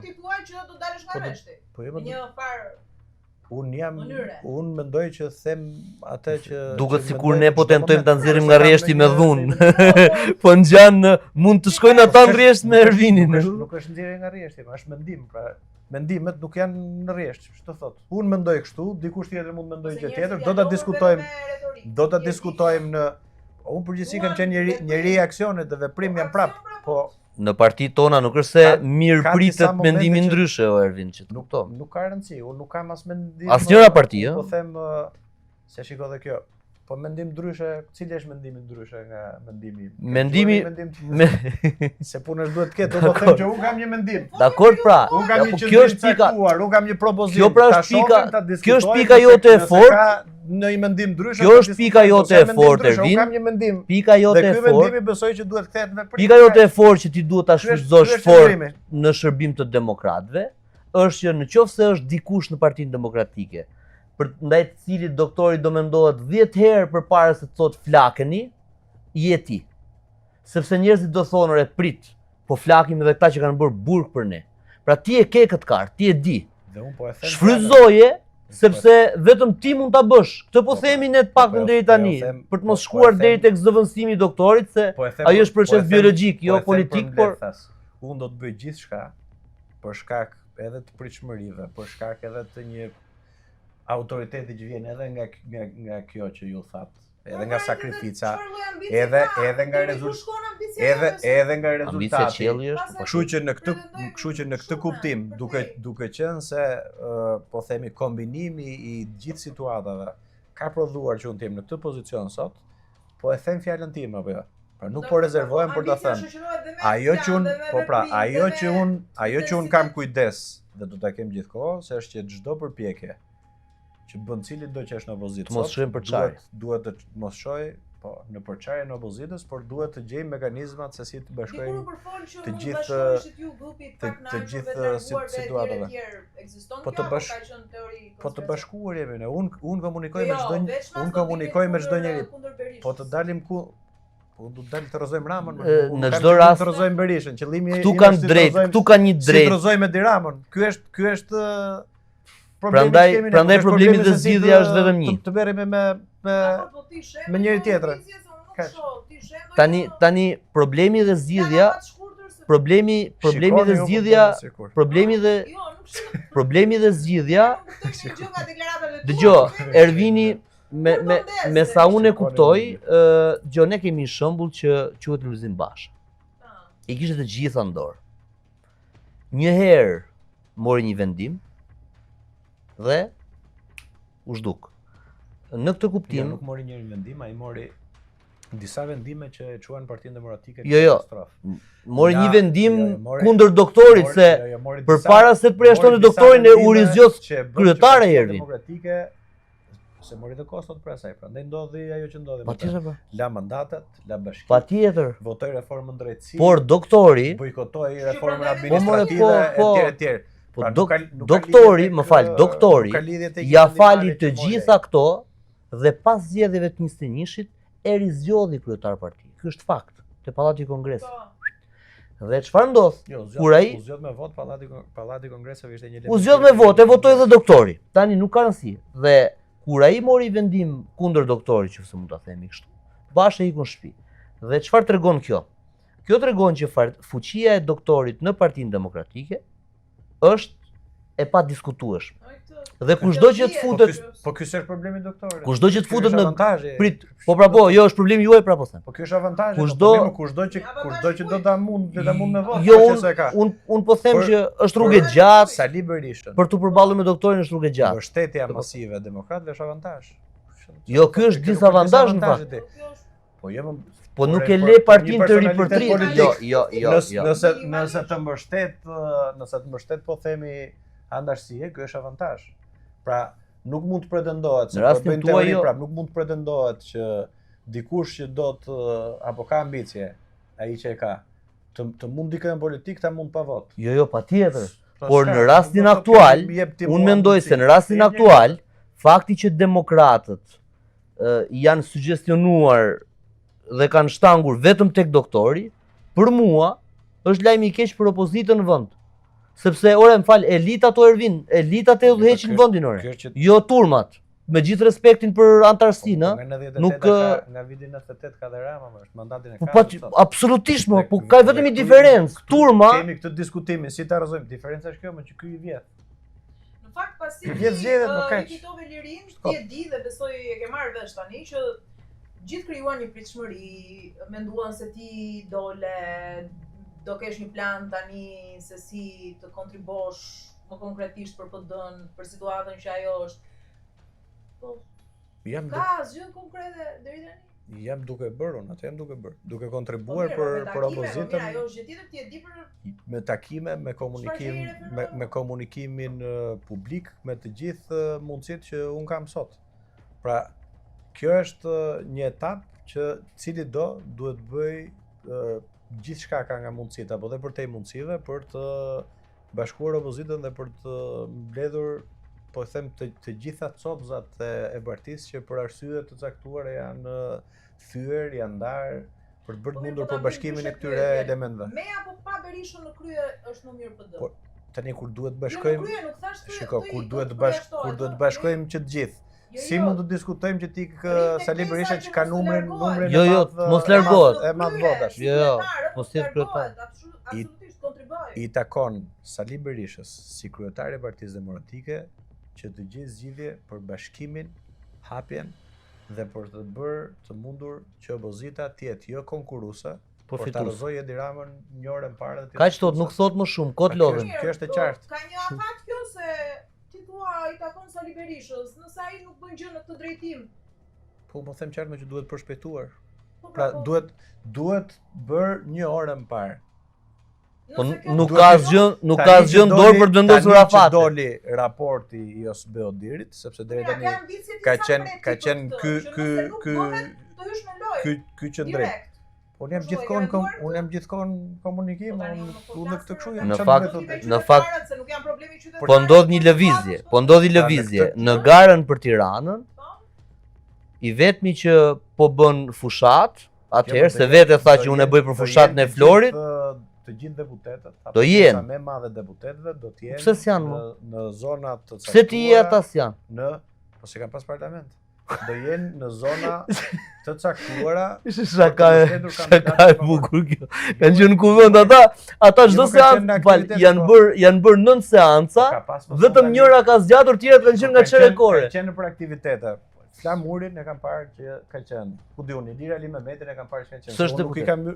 Nuk kam parë Kam parë unë te këto aktivitet, por kanë qenë ose nuk kanë qenë kolegët, po them për dije se dije isha në këtë. Për të ndryshuar situatën PD, sa do presësh ti? Keti një deri në momentin që do të vi prap në studion tuaj, nëse nuk do të ndodhë. Pas zgjedhjeve të Tiranës. Kështu që ne do të jemi prap këtu. Ti zvoglon pritshmëri ti. Me përgjigje diplomatike, duke devijuar. Po çati Janë përpara i garës. Jo, janë përpara i garës. Janë përpara i garën në Tiranë. Duhet parë dhe ajo. Është Po 14 dhjetor më ta japun datë. Data mesi dhjetorit. Diskutim që tani i gjithë fokusi i Danishëm duhet të jetë tek Po se mediat e Ramës bën lajmin nesër që Saljani kundër doktorit do garoj, fillojnë nga këto që në këto momente i gjithë fokusi dhe energjia e opozitës duhet të jetë tek gara për të mbështetur kandidatët e pavarur, kudo ku ata janë. Pastaj është gara, pastaj gara prap, pastaj zgjedhjet, pastaj. Po se kam dot një shkop magjik që të bëj ndryshimin kështu pra. Nëse ne do të presim. Në politik do kohën e vet. Në rregull. Kështu që jo unë nga Ervini pres shumë. Edhe i thash sonte, por gjithsesi nëse do e këshilloja jo publikisht, privatësisht, do i thoja që të thot kaq sa thot, sepse lufta është e egër atje në terren, brenda strukturave, nuk është kështu që del në televizor të sulen, jo, duhet luajtur me stil kjo lojë, taktikisht, sepse dikush tha diçka, ndoshta pa e menduar mirë, u interpretua sikur po i bënte kashillok doktorit dhe të nesërmën kishte një spektakël në disa media pranë doktorit ndaj atij individi. Kështu që Ervini nuk duhet perceptohet as te demokratët si përçarsi i radhës, si luli i radhës, si fraksioni që jo, unë them që Ervini nuk do kandidoj sepse Ervini do pres që të ketë një garë një natyre tjetër, jo garë me doktorin që është fasad, mendoj unë. Po këtë nuk mos prit ta thotë Ervini. Fokusi i gjithë demokratëve janë zgjedhjet e pjesshme. Pra ne duhet të kemi të gjithë fokusin të ndihmojmë kandidatët e pavarur dhe të dorëzojmë Edi Ramën. Ky është gjithë diskutimi i çdo opozitari, besoj. Ne sukses e urojmë. Unë falenderoj edhe për pritshmëritë dhe ambicia jote edhe tek pritshmëria që është ndërtuar. Shpresoj mos të zhgënjej as i pritshmëri. Jeni pak shkurt, mos e merr pritshmëri. Më mirë gjatë dhe sigurt vllas se sa. Faleminderit shumë. Faleminderit të nderuar miq, pa shoq mbyllet këtu, rikthehet sërish në mërkurën e ardhshme.